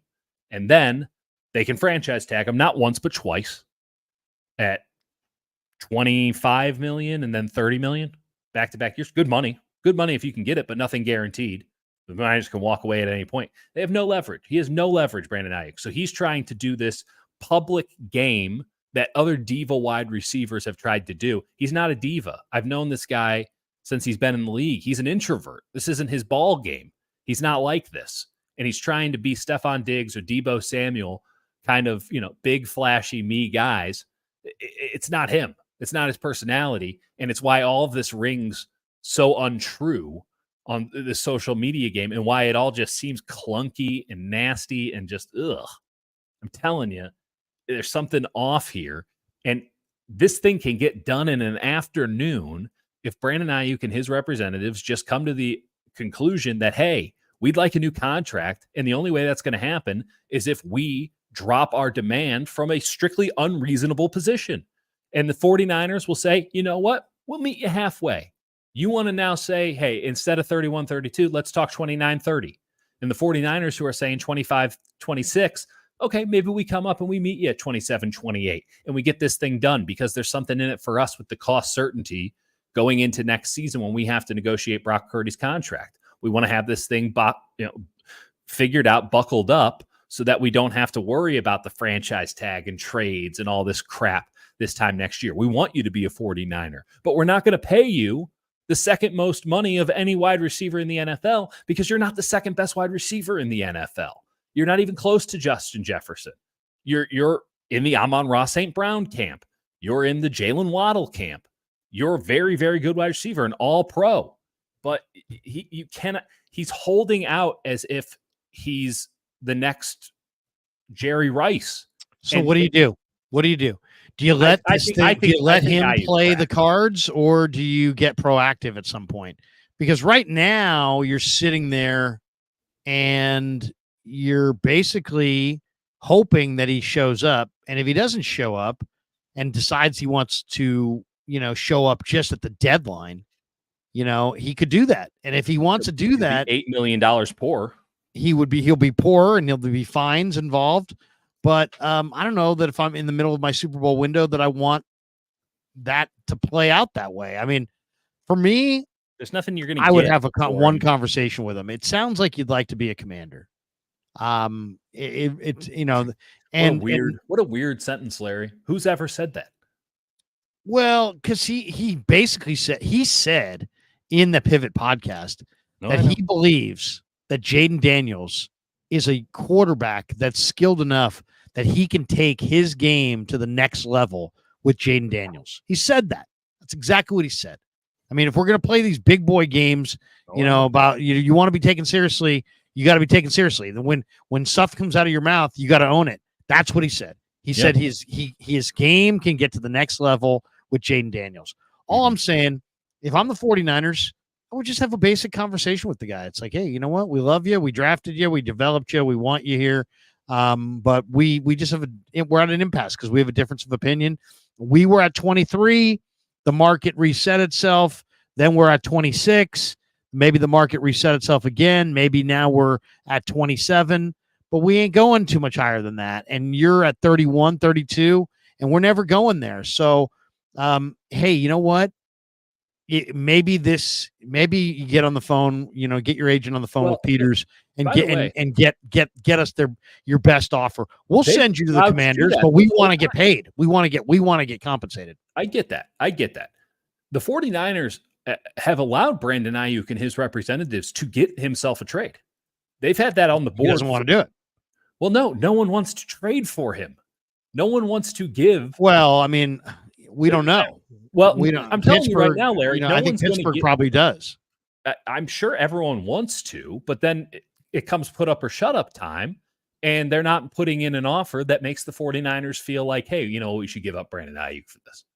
So no one's actually putting in a big boy offer. No one's going full Golden State Warriors Lowry marketing here and putting all the draft picks and stuff in the middle and saying we're also going to give you the contract. And by the way, Brandon Aiyuk isn't helping his case right now with all this extracurricular nonsense that isn't him.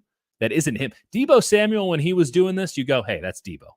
What are you going to do? You got to take the good with the bad. This Brandon Aiyuk stuff is so out of character that now everyone's wondering if he's not cracked up for this whole thing. And if I'm a team like Pittsburgh, I'm saying, okay, so I got to trade the 49ers like a first round pick or a very high pick and then a couple of other picks on day 2, maybe early day 3. And then I have to give this guy $31 million a year. Like, why would I do that? And the answer is no team, including the Commanders, has decided that makes sense for them. Because if you're going to give up a first round pick or an early second round pick for Brandon Aiyuk, you know what these NFL draft classes have a lot of? Good wide receivers.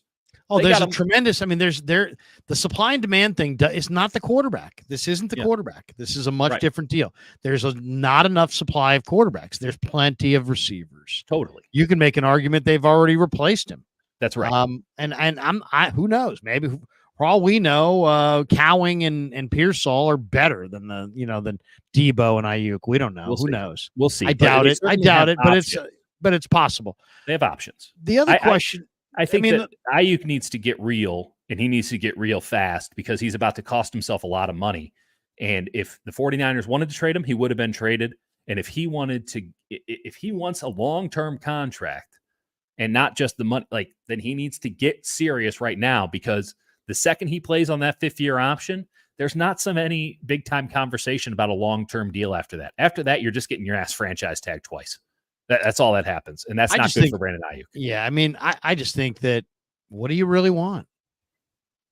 What do you? I mean, enough bullshit. Enough bullshit. He wants the money. Forget the negotiation. What do you really want? Yeah. Is it, do you want the big bag and you want to be here, or do you want to be there? That's, you know, I mean, let's say to him, you'll get there in 3 years. Let's say to him, hey, you can get a big bag here. You're not getting the biggest bag here. You're going to get a bigger bag elsewhere. Do you want the biggest bag, or you want a big bag? Because I don't know. We can do big bag. We can't do biggest bag. What team out there, Commanders, Steelers, any of these teams, what team is going to give Brandon Aiyuk $31 million a year? My guess is it would be the Commanders. Commanders, they have good wide receivers. I know, but they clearly have a desire for this player. I mean, I don't think they have a desire. I think he has a desire, and he's trying to use them as some sort. Just because they're also $47 million under the cap. I mean, they've got huge cap room next year too. So I mean, they've got massive cap room, and they're in a mode where they're trying to win now, because they're trying to win now, even though they look like a brand new regime. And most brand new regimes have a 5-year plan, and there's not that urgency. Shanahan and Lynch didn't have that urgency, but these guys do have that urgency, because that's why Bob Myers is there, because they know they're a damaged, iconic brand. They know they have to have a new stadium. They get an outdated stadium. They have to have it built as fast as possible. Right now, they don't have their fans excited. So they brought in a new GM, brought in a new coach, signed 20 free agents, trying desperately to win right away to get their fans excited. So that's the deal with the Commanders. I mean, you look at some of these teams, the only advantage that the trading of Aiyuk has, if you're in favor of that, is that some of these teams, even though there's an abundance of receivers in the draft every year, most rookie receivers aren't good. Mm-hmm. So you have a ramp up period of a year or two, and Mike Tomlin probably can't afford that. And Trent Baalke maybe can't afford that. And, the Commanders are in a rush, and the Chargers are in a rush. And can they really go this year with just Ladd McConkey? I mean, there are, the Raiders, I mean, they're a team that's in a rush. I mean, there are teams that are in a rush. The 49ers, who are in more of a rush than anybody because they need to win the damn Super Bowl. They have a higher standard than anybody. But now they're replacing Brandon Aiyuk. They also have a $60 million quarterback coming. So they've got an unprecedented, expensive quarterback coming. So that's the problem with the 49ers. There's a separation there, and clearly they think that they can have both. They clearly think that they can have a number one wide receiver, big-time money, and that means Deebo Samuel's gone, but they'll have a big wide receiver.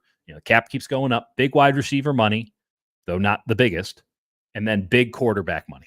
They think that they can handle both. I think that there's pretty good precedent that both of those things are possible at the same time. But that's where the 49ers put their value moving forward. I don't think that's incorrect. Brandon Aiyuk needs to get serious pretty quickly, and right now he just does not seem like a serious professional. And that's really disappointing because, I've always considered him to be a pretty sharp professional guy, and I think he's kind of shown his whole ass. This is his opportunity to go for the money. I get it. I understand it, but I'm done with it. You know what I mean? It's like, okay, you want your money, that's fine, but I don't think it's in the Niners' best interest.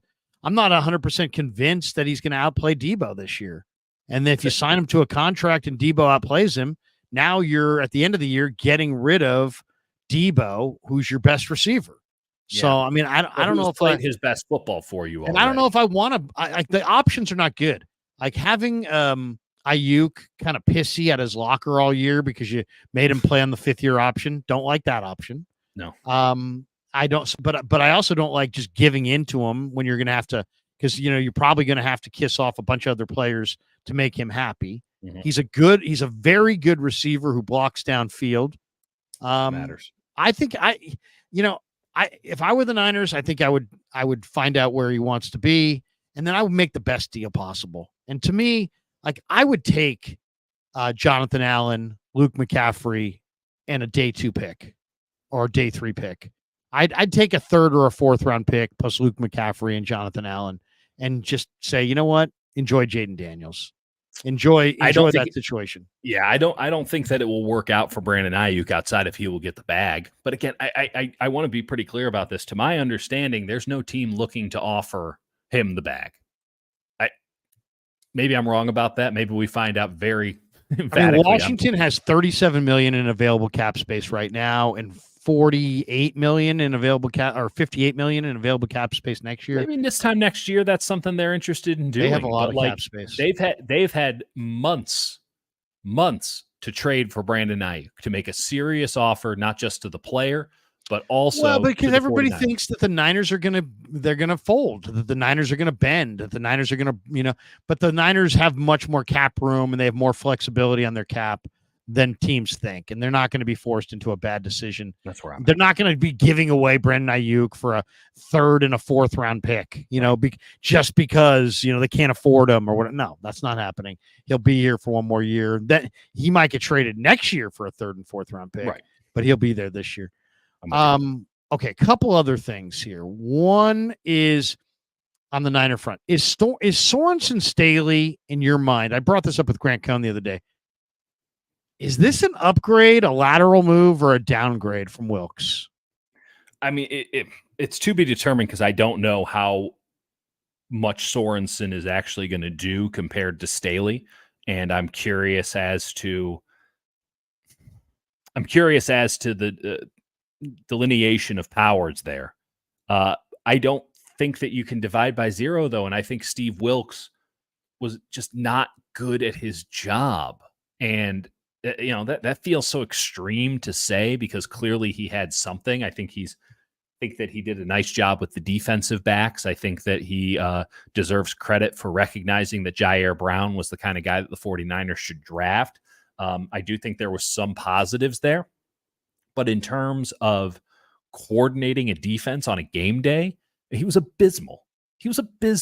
And I know it's, very fashionable and stuff to say that now, but in the moment, you're like, what are we doing here? How is this possible that this guy can be so far behind, 4-5 steps behind any competent offensive coordinator, which, by the way, are the vast majority in the league. And he didn't want to run anything that the 49ers previously ran. He was carrying this chip on his shoulder that was really unbecoming the whole time. He did get screwed over in Arizona. He did get screwed over in Carolina as a head coach. I get it, but he was fighting those battles as a proxy for the San Francisco. It was a weird energy. It was bad coordination. That was overt. If Kyle had a bit more stones and didn't want to, I know that he didn't want to admit that he made a mistake 6-7 games into the season, right? No one wants to be that wrong that early. But if he had some stones, he would have fired his ass as soon as he said, you need to come down to the sidelines, because it wasn't just as simple as, hey, you need to come down to the side. There was like a back and forth about that. And Kyle's like, no, this needs to happen. And Steve Wilkes is like really putting up a fight on it. And it's like, you're not doing a good job. I'm the head coach of the team. You need to come down to the sidelines. I think that's what this team needs. This isn't a conversation anymore. This is a command. And honestly, but these guys are pro coaches, and they all typically decide for themselves what vantage point they want. And it's like, you're going to hold the guy's feet to the fire and demand results, but you're going to basically make him watch the game from a vantage point you want. And that just seems a little. That seems a little heavy-handed. I'm with you. I understand where you're coming from with that, but let's just be pretty clear about this. Kyle Shanahan wants nothing to do with the defense. Kyle Shanahan wants to hand the defense over to a guy like DeMeco Ryans or Robert Saleh, and they are the head coach of the defense, so that Kyle Shanahan can be the head coach of the offense. And if there's something that requires the whole team, which is pretty rare, then Kyle Shanahan takes over that. But he wants to not have to worry about the defense. And there were so many weeks in the early portion of the season last year, and it continued throughout the season, but especially early on, where Kyle Shanahan is having to sit in on defensive game plan meetings because Steve Wilkes is so woefully prepared for games. and that they're just running basic stuff. There's no complexity. It doesn't even seem as if the game plans are bespoke to the opponents they're going against. I mean, not only that, I heard there was, who was it? Was it Baldy or Cosell? Somebody commented late in the year that the 49ers blitz packages are just so vanilla that it's just unbelievable. Yeah. That wasn't good. And I believe pre-Wilkes, I believe that Kasarik was the one who was calling the games up front. And under Wilkes, that became Wilkes. So maybe that's a Wilkes, big part even though Wilkes was a defensive backs coach. And it just, so again, Kyle should have fired him in October. And he should have just eaten it and said, I made a mistake. We got to move on. The same way that, we give him credit, and I suppose that's due for not going into a year 2 with Steve Wilkes. So anything's an upgrade is the answer to your question. But I still have some serious skepticism about what Nick Sorensen is, other than a nice guy. I think Nick Sorensen's a good guy. I don't know if he's any good as a coach. Seems like he's affable. I think the players like him. That matters. And what Staley's actual job is. Is Staley out here thinking of highbrow stuff for 5 weeks in the future because he's now sort of a thinker in residence and he's on tenure with the 49ers? Or is he actually the defensive coordinator, but because he's such a toxic asset in the league right now, he can't be the defensive coordinator? He has to be the guy who does all the defensive game plans, but actually Nick Sorensen gets to call it. But they're probably going to be talking during the game anyway. Like, I'm not sure what it is. I'm of the belief that it will be shadow defensive coordinator from the conversations I've had, but it remains to be seen. And anything's better than Wilkes. And I know there will be some people out here who are defending Steve Wilkes. I tried to give just a morsel of what I've heard, just a morsel. It gets so much worse, and it's honestly so embarrassing for his career that I have to be actually like legitimately careful about talking about it because it's like it almost sounds slanderous. Well, you can't. Okay, there's some things that just cannot happen. Okay, one of them is your pressure up front has to be logically tied to whatever your plan is on the back end. Mm-hmm. So in that Cincinnati game, I thought that was the most disconnected I've seen the 49er defense in years, where they were sending extra rushers at Burrow, trying to force the ball out of his hand, and then playing kind of a soft coverage underneath and allowing his receivers to just run like 5-6 yard stop routes. And then just what was the game plan? We're going to tackle these guys at 6 yards and it was like, you're like speeding up a quarterback and then leaving him with multiple choices underneath, play after play after play. And it was clear that the coverage did not match the rush plan, and it's just inexcusable. And I can't watch that twice, let alone as much as we saw it last year. And there was more than one game like that. So, and then, it's his responsibility to get his guys going. Mm-hmm. And the fact that Kevin Givens and Chase Young were Cadillacing it in the NFC title game did not show well on Wilkes. So we'll just leave it at that. All right, 2 last things. Let's hit a little Giants and we'll hit a little Warriors. Giants win tonight. Nice one. What, in your mind, what do you want to see? I'm sure you've written an article for the Merc on this one. We're about 10 games away from the trade deadline. And the Giants situation is really interesting from the standpoint of, there's all kinds of different thoughts about what they ought to do, and what their best plan of attack is going into the trade deadline. Right now, Major League Baseball introduced that third wild card this year, and there are only 6 teams above 500 in the National League, only 2 teams, Miami and Colorado, who are really pretty much eliminated from playoff contention. About half the league is sub 500 in the National League. And the Giants just went 3-3 on the road trip to Atlanta and Cleveland. They get a win tonight. They're 45-47. So they're 2 games under 500.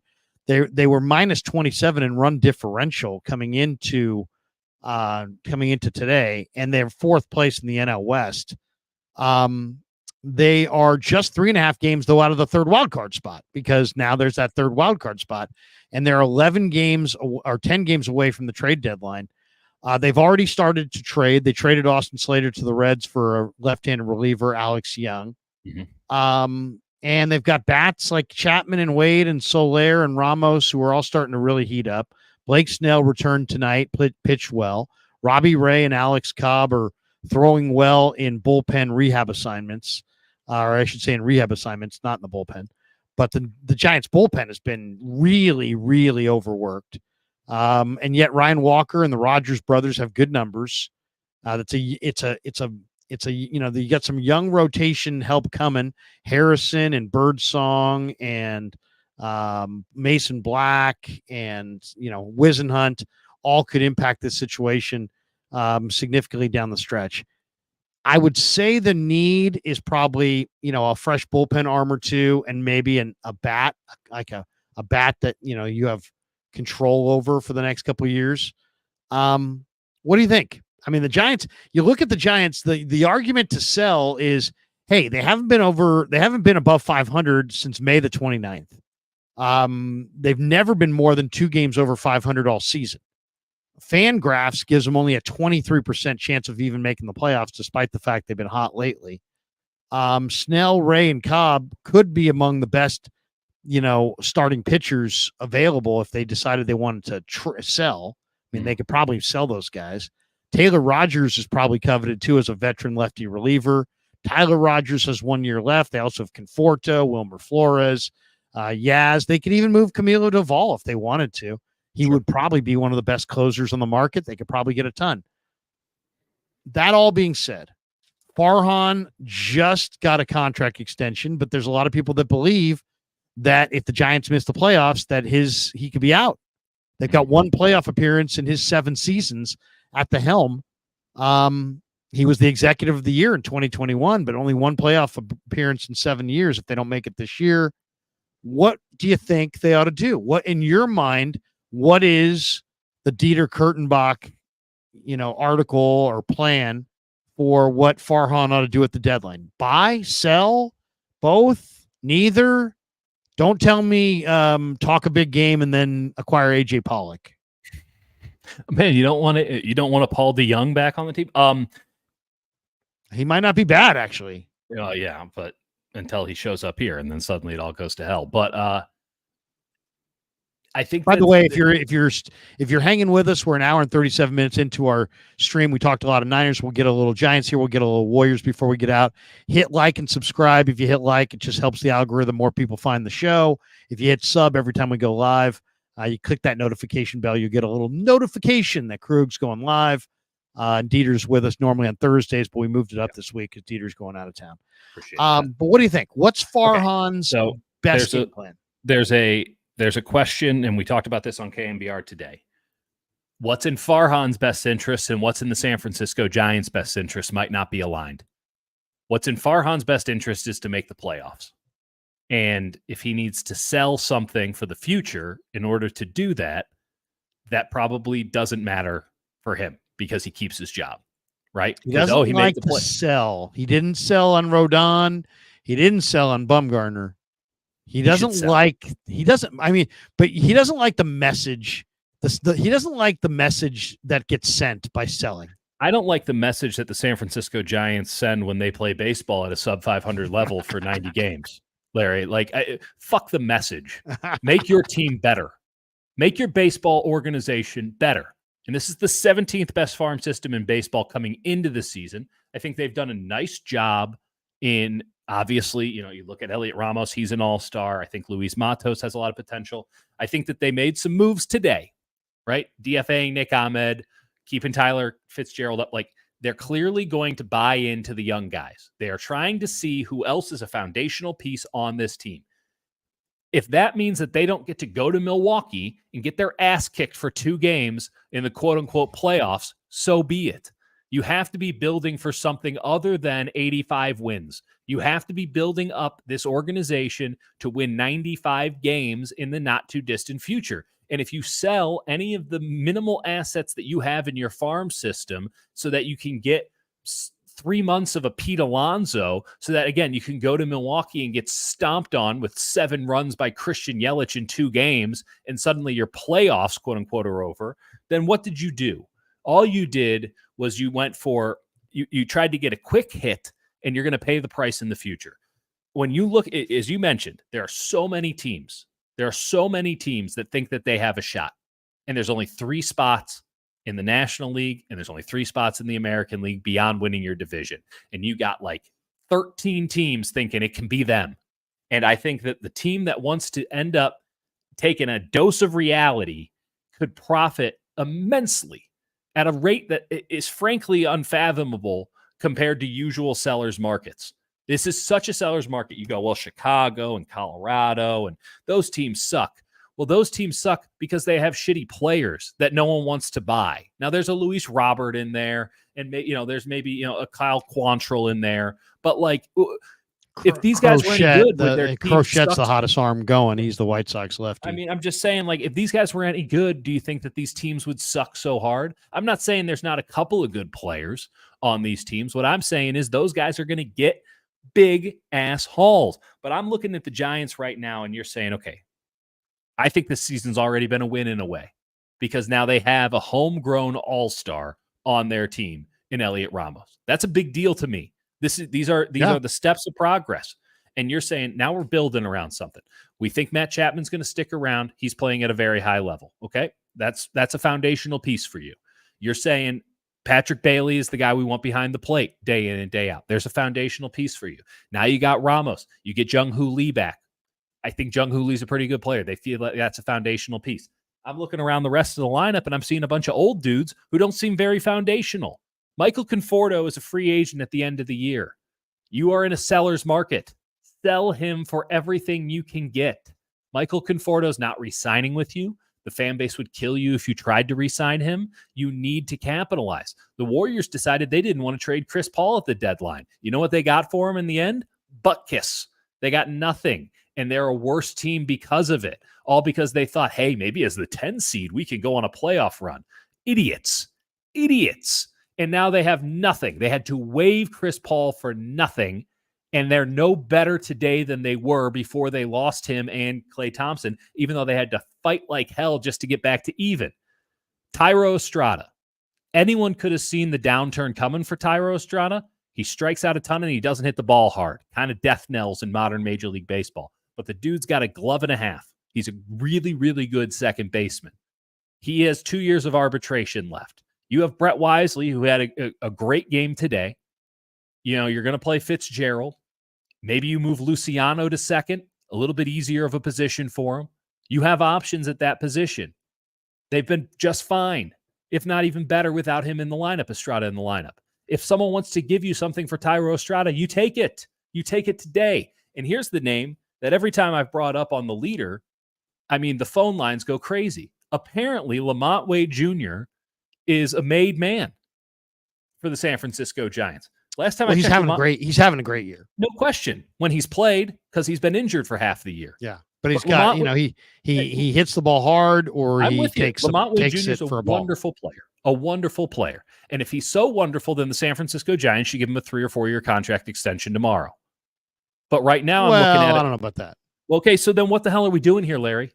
What the hell? Well, I'd be open to moving him. I think that's the kind of guy that you got to be open to moving. Absolutely, because he should be covered right now with the need for first base. You think about, Ben Rice is doing a nice job for the Yankees, but the Astros and the Yankees are both in the market for a first baseman and outfield help. By the way, Lamont Wade is both. He is an analytical darling. He's like the dude when it comes to all the sabermetric stuff. You look at his StatCast page, my goodness, it's a thing of beauty. The thing is, they think backwards when they should be going, hey, Lamont Wade's having a great year. Let's hawk him and get something good. They're thinking, he's making us look good. This is our foundation. It's like, no, same he's not shit your foundation. They did with Mike Yastrzemski, Larry. It's to a T where they go, oh, Mike Yastrzemski, what a great find. What a wonderful player. And now Mike Yastrzemski, look at the numbers. 28, 29, and 30 years old. Mike Yastrzemski, Lamont Wade, the exact same player. And now no one will give you anything for Mike Yastrzemski, But apparently Lamont Wade, who is the exact same player over the last 3 years, including this wonderful season that he's having, apparently that guy is untouchable. Untouchable. I've never seen no way. I mean, come on. That's ridiculous that he's untouchable. He was career minor league. I'm only speaking with the fan base. And by the way, I did get some pushback from people with the Giants. Like, I've never seen a Lamont Wade jersey, Larry. How untouchable could this guy be? Regardless, I'm going to give you 2 names that they should be shopping for right now. Okay? The Houston Astros, Jake Bloss, right-handed pitcher. In AAA right now, putting up good numbers. I'm not asking for a top 5 prospect from anybody. I'm not even asking for a top 100 prospect. I'm looking at these prospect lists with my very limited, very rudimentary knowledge, and I'm saying, which one of these guys do I kind of like the cut of their jib? Which one of these top 10, maybe 11, 12 guys do I think, hey, this guy could be a pro? This guy is on a team control contract for a long time, and I like the cut of what he's got. Jake Bloss, right-handed pitcher with the Astros. If you can get that kind of player for a Lamont Wade, you have won. Everson Pereira, outfielder for the Yankees. Go get him. Yeah, to me, there's real the plan's real simple. You don't need to go on some mass selling spree, and you don't have tons to sell anyway. But if you can get a top prospect for any of your pitchers, Snell or any of the relievers, or if you can get a prospect for Lamont Wade, anybody who's got value right now, maybe even a Wilmer Flores, who's a nice versatile bat. I'm looking to do that, as well as move Camilo Doval if I can get something significant, because closers are always in the moment. It's like, who knows what Camilo Doval will be by the time the Giants get ready to win. But right now, he's a terrific closer, and he's one outside of Mason Miller. He might be the best closer on the market, and closers always fetch big hauls. That's right. And so I'd be interested, because you got other guys. You got a great system full of arms. I also would be open to moving Snell or Ray or, not Webb, but, Cobb, any of their veteran starters, if they could get, just as you said, a reasonable player that could be on their 25-man roster a year from now. I don't need stars, but just contributors. For Jason Dominguez. I'm not asking nothing. Nobody's top 5 Jefferson prospect or anything crazy. But to me, what Farhan's other plan's got to be is he's got to target a foundation piece hitter that has club control. And when I say that, I mean, like, so not somebody who's a free agent in 5 weeks or 6 weeks, not somebody who's got 1 year of club control, because he'll be a free agent at the end of 2025. There are 3 guys that I saw that are out there that have 2 years of club control. And one's Andrew Vaughn for the White Sox, who's having a very down year. He went to Cal. He's a line drive hitter. He's a tremendous player. I mean, this guy's a big-time hitter. This guy's going to hit 3 in the middle of your lineup for the next 5 years. I'm a White Sox fan. If he's batting 3 in the middle of your lineup sucks. Well, but I mean, he's a line drive right-handed hitter who can freaking hit. This guy could hit at Cal. He's hit all through the minor leagues. He didn't hit at the beginning of this year, but then he exploded in June. He's been really good as of late. This has been the best stretch Andrew Vaughn has had in like 3 years. Yeah, I mean, Luis Robert is the fool's gold, because he's never healthy. And, you can't make the club in the tub. And it's like, if you're hurt all the time, you can't win. You can't win with guys on the DL. Vaughn has been healthy for the most part. And he, right-handed hitter could play first. Heck, if you wanted to share first, throw Lamont Wade and share a little bit there, you could go a little platoon there. But Andrew Vaughn, Jazz Chisholm's got 2 years of club control. He's having a real nice year. He can play second. He can play center. He's an energy guy. I think the Giants need a little bit more energy. They need a little bit more offense. They paid Jung Hoo Lee a lot of money to be that kind of guy. I like Ramos, but you know what? As much as I like Ramos, I would prefer Ramos and Wright to center, to be honest. And again, they have a 6-year deal with Jung Hoo Lee, Larry. Like, Jung Hoo Lee is their guy. So let him go with, but Chisholm is a guy that you can use in a lot of different roles. I like him at second. The other guy is Randy Arozarena, who's done it in the playoffs, and Tampa is always getting ready to move off of guys like this who they're, can't afford. He's got 2 years of club control. You own him for the rest of 24, all of 25, all of 26. And to me, that's the kind of piece It's a whole lot of blue on the trade. stack cast with the Rose. I'm willing to trade. I'm willing to trade some good prospects. You want Marco Luciano? I could do that. You want to move the gigantic first baseman? I could consider Eldridge. that. Eldridge. I mean, I'm not running to get rid of him, but I'm just saying the Giants have some prospects in their system that they could part with, and go after a club-controlled bat that, not a free agent, no more. Let's try to go after, Soto and Polar, because you keep kicking your fans in the teeth. It's really bad PR for the franchise. And they did a nice job with free agency this year. Like Matt Chapman has been good. Solera's been better. Yeah, they lately they've been really good. And I like both new those. teams. Sometimes it takes a while.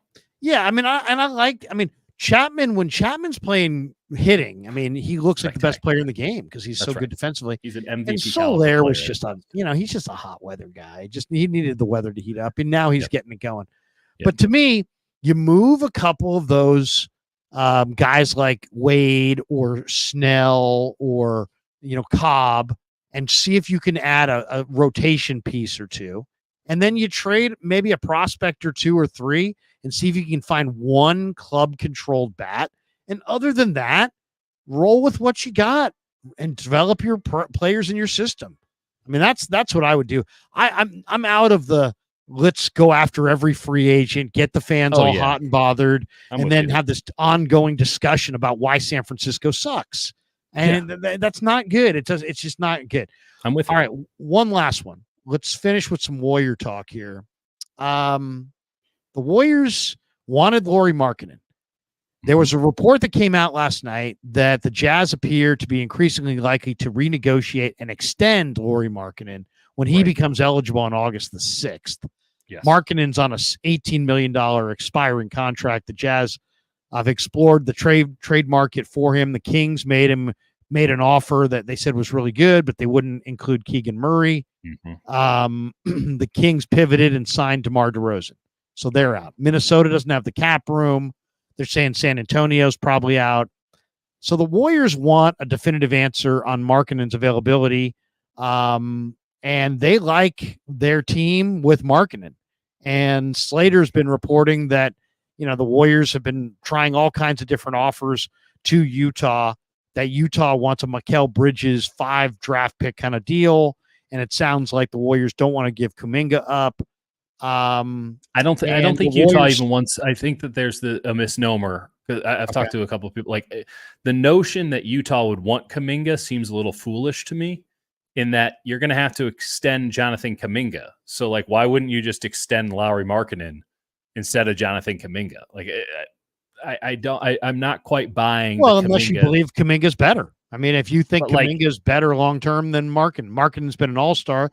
Kuminga's probably the better, younger prospect with a little bit more volatility far as that's a lot. That's a lot of volatility. I mean, that's the pretty clear example of 1 in the hand versus 2 in the bush. I mean, what I've heard is that the Jazz want no part of Wiggins, and that the Warriors are going to try to spin Wiggins into some other, probably not that flattering type contract.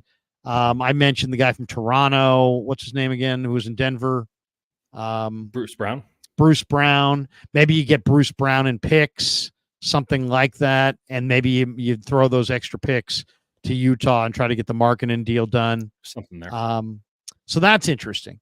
And then there's a framework of a 3-team trade that's being thrown around, where the Bulls, tell me what you think of this one. The Bulls would get Brandon Ingram and Andrew Wiggins.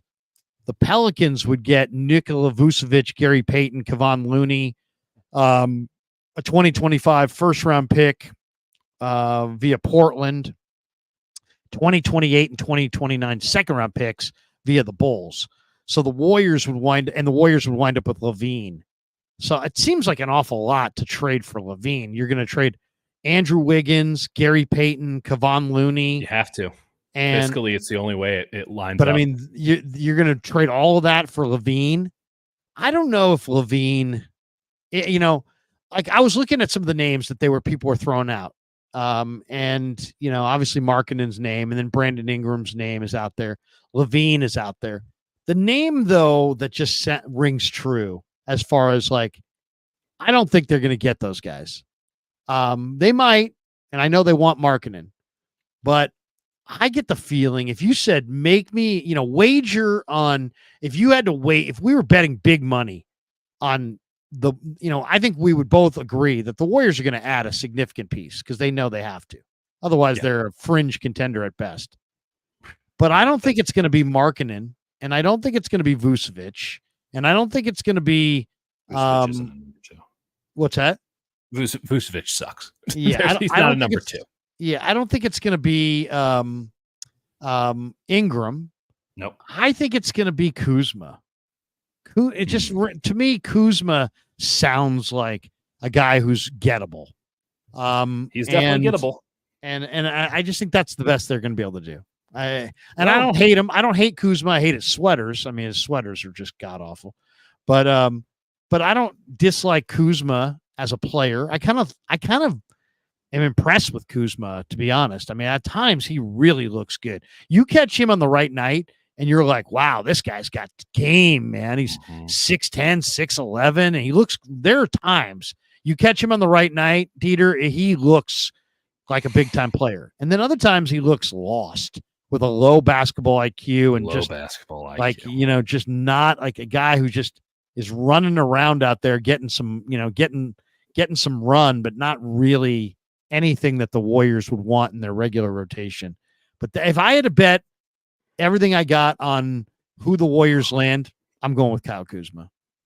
That's a really interesting thought. I'd be really concerned about the low basketball IQ.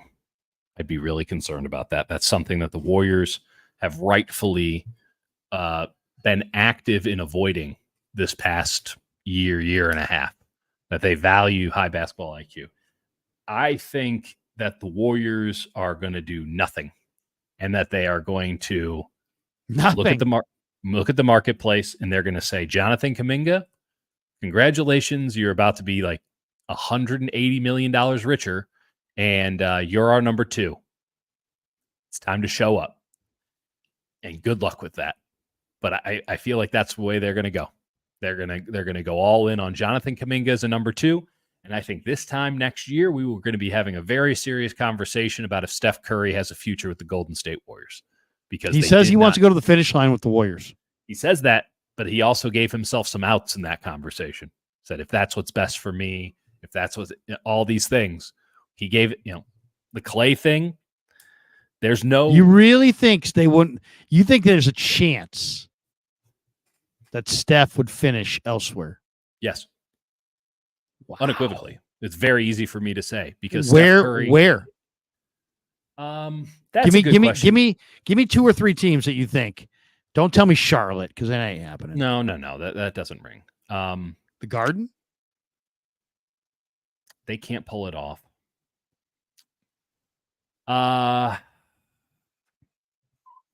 Sacramento? Clippers.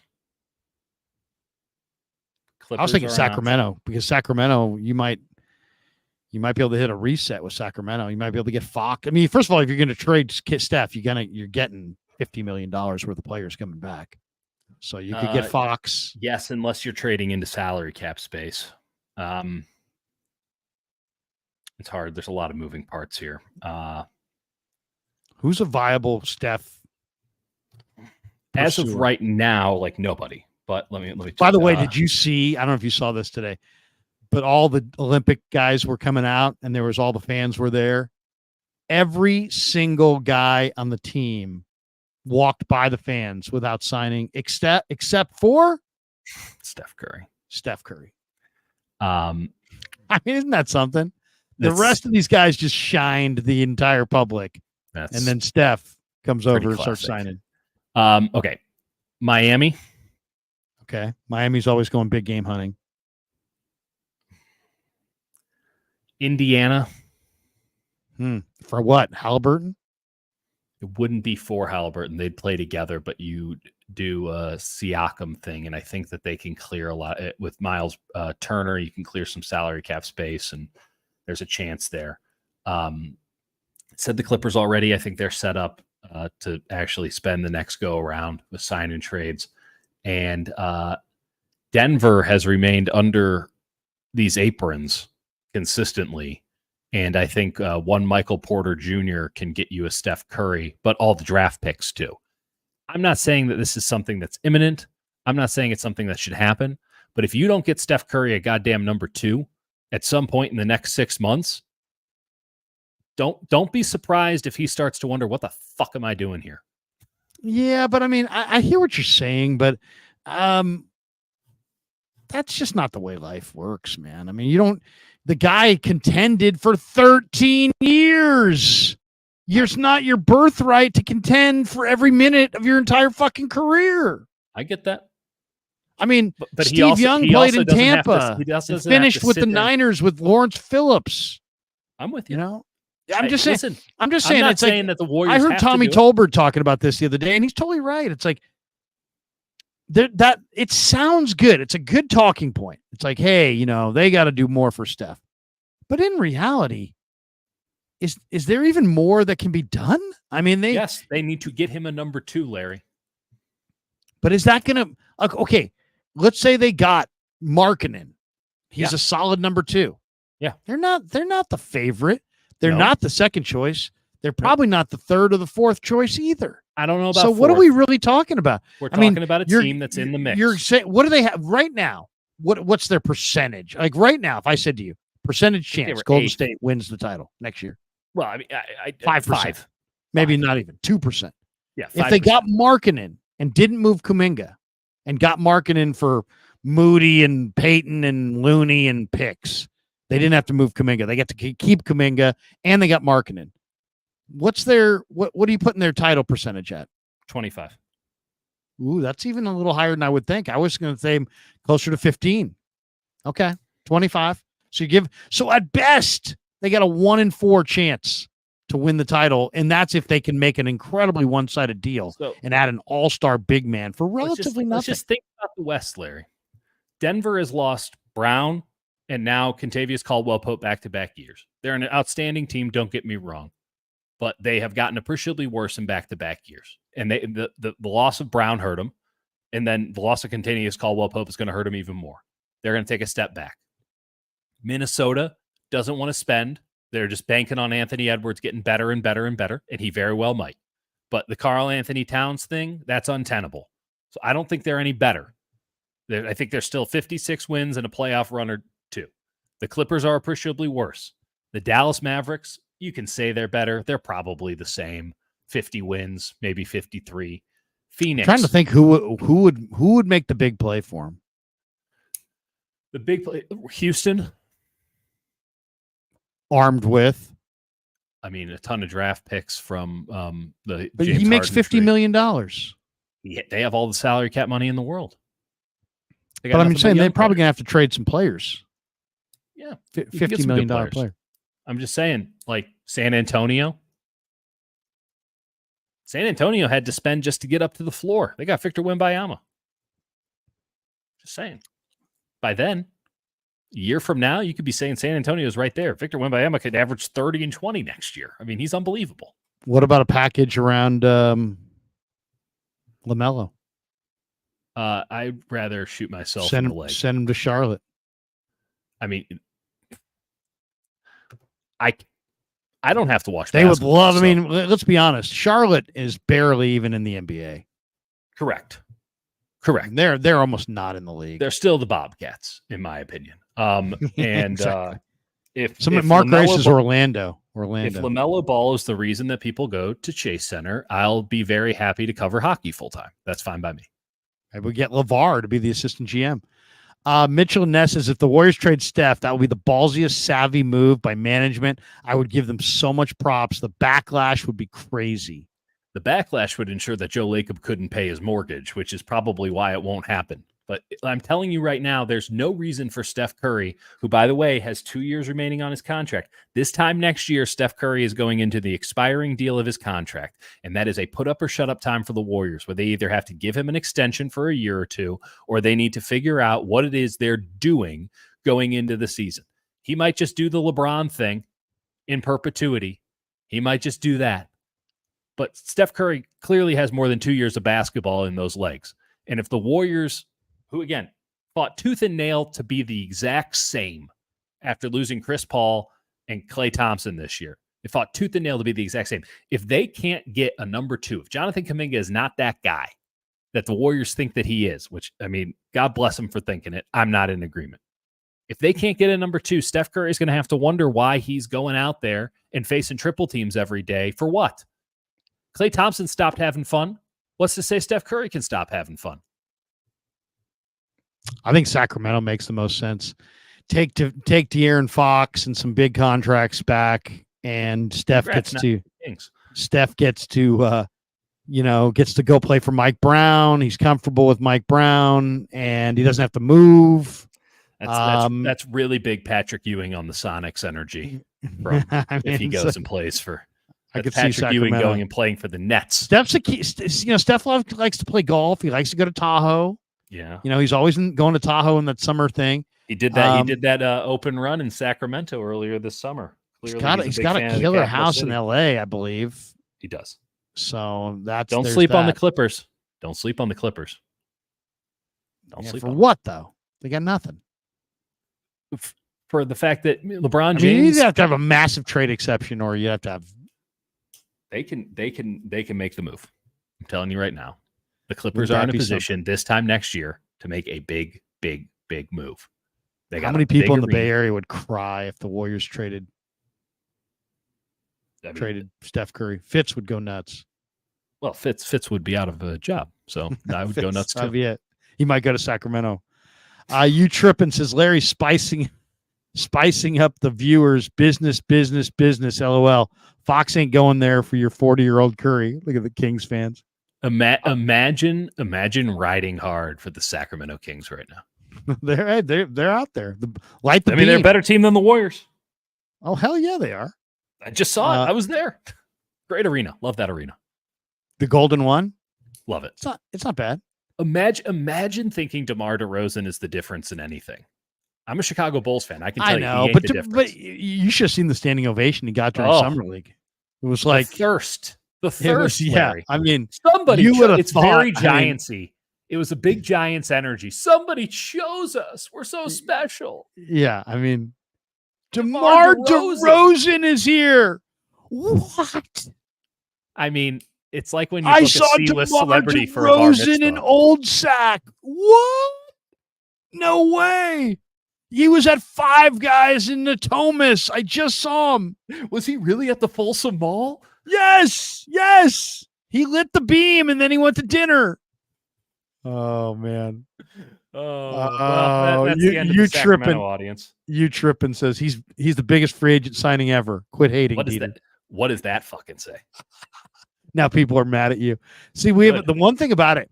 We have Giants, Niners, Giants and Niners fans, because I talk a lot of Giants and Niners, but we also have a lot of Warriors fans because I talk a lot of Warriors, but we have a lot of Kings fans because they're all Niners fans. That's right.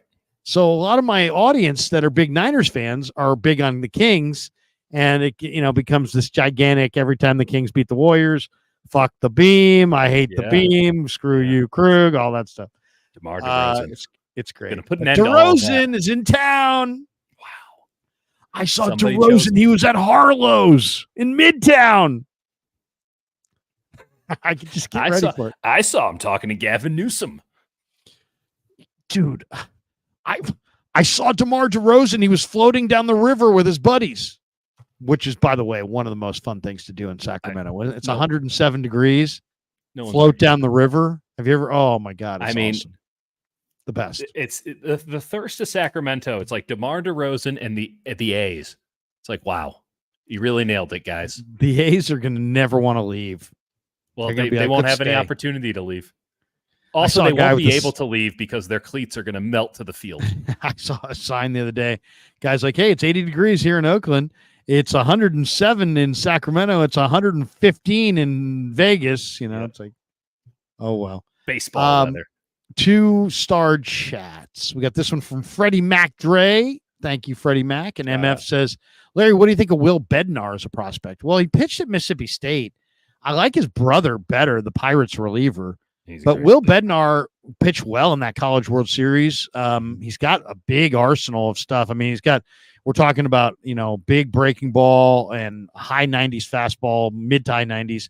He had kind of fallen apart, but then he kind of has been putting it back together in recent days. And I think he's advanced all the way to Sacramento. Now, I don't know if he's on the verge, but I think he's a big leaguer. I think, he got off to a terrible start, but as a first round draft choice with a big time arsenal, I would say he is going to be, he'll be up at some point. That'll be my guess. Yeah. Robbie Ray, by the way, 3 innings. He gave up 4 hits and 4 earned runs in the minor leagues. So it doesn't sound like Robbie Ray. What city was he in? Because if he was in Reno, that's an outstanding performance. That's true. I didn't see where he was. Let me see if I can rewind. Let's see where the River Cats played tonight. Speaking of Sacramento. Yeah, let me see it. George Contos is a man with a fantastic head of hair and a very well cropped beard. They were in Salt Lake City. Come on, get the Oh, there you go. Salt Lake City. I don't know what they call it anymore. I know it's not like the Pacific Coast League anymore, but what a joke. 916-49. That river sucks. Oh, come on. Dirty. You tripping says, Larry, you was happy to see Danny Ainge at the Davis grad in college. Quit lying. I can remember Dennis Hobson and Orlando rolling in, or New Jersey rolling in. He had a American flag sequin jacket, and we were in a blacklight bar called Key Largo.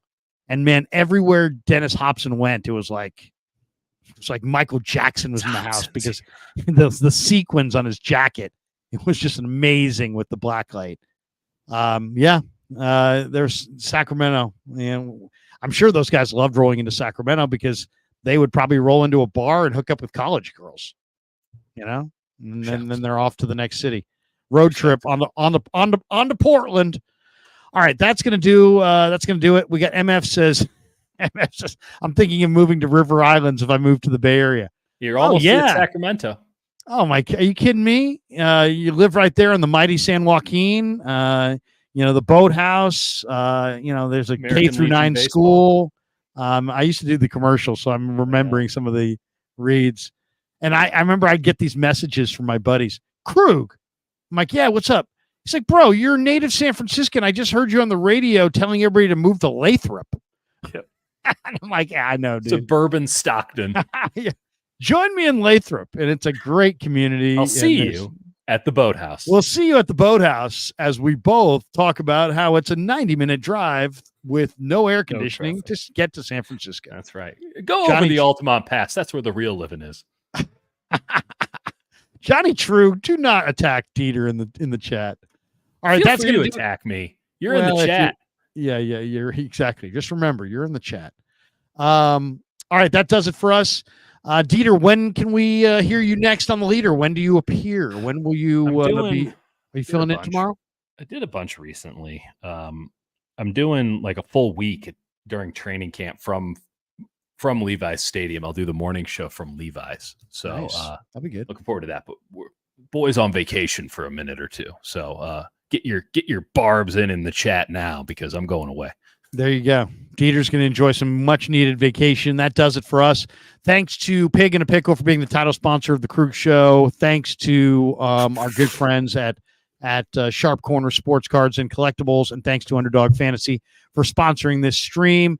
Go like and subscribe over at Dieter's channel. Dieter, tell people what's the name of your channel if they've never gone to it before so they can like and subscribe over there. It's my name, Dieter Kurtenbach, Dieter Kurtenbach. But you can just follow me on X at Dieter, Dieter, and the shit goes on the shit. So you'll find it. There you go. Dieter on X below. Have a great night, everybody. Peace. Yeah, never met a man I've been scared of. Careful, you gon' get exactly what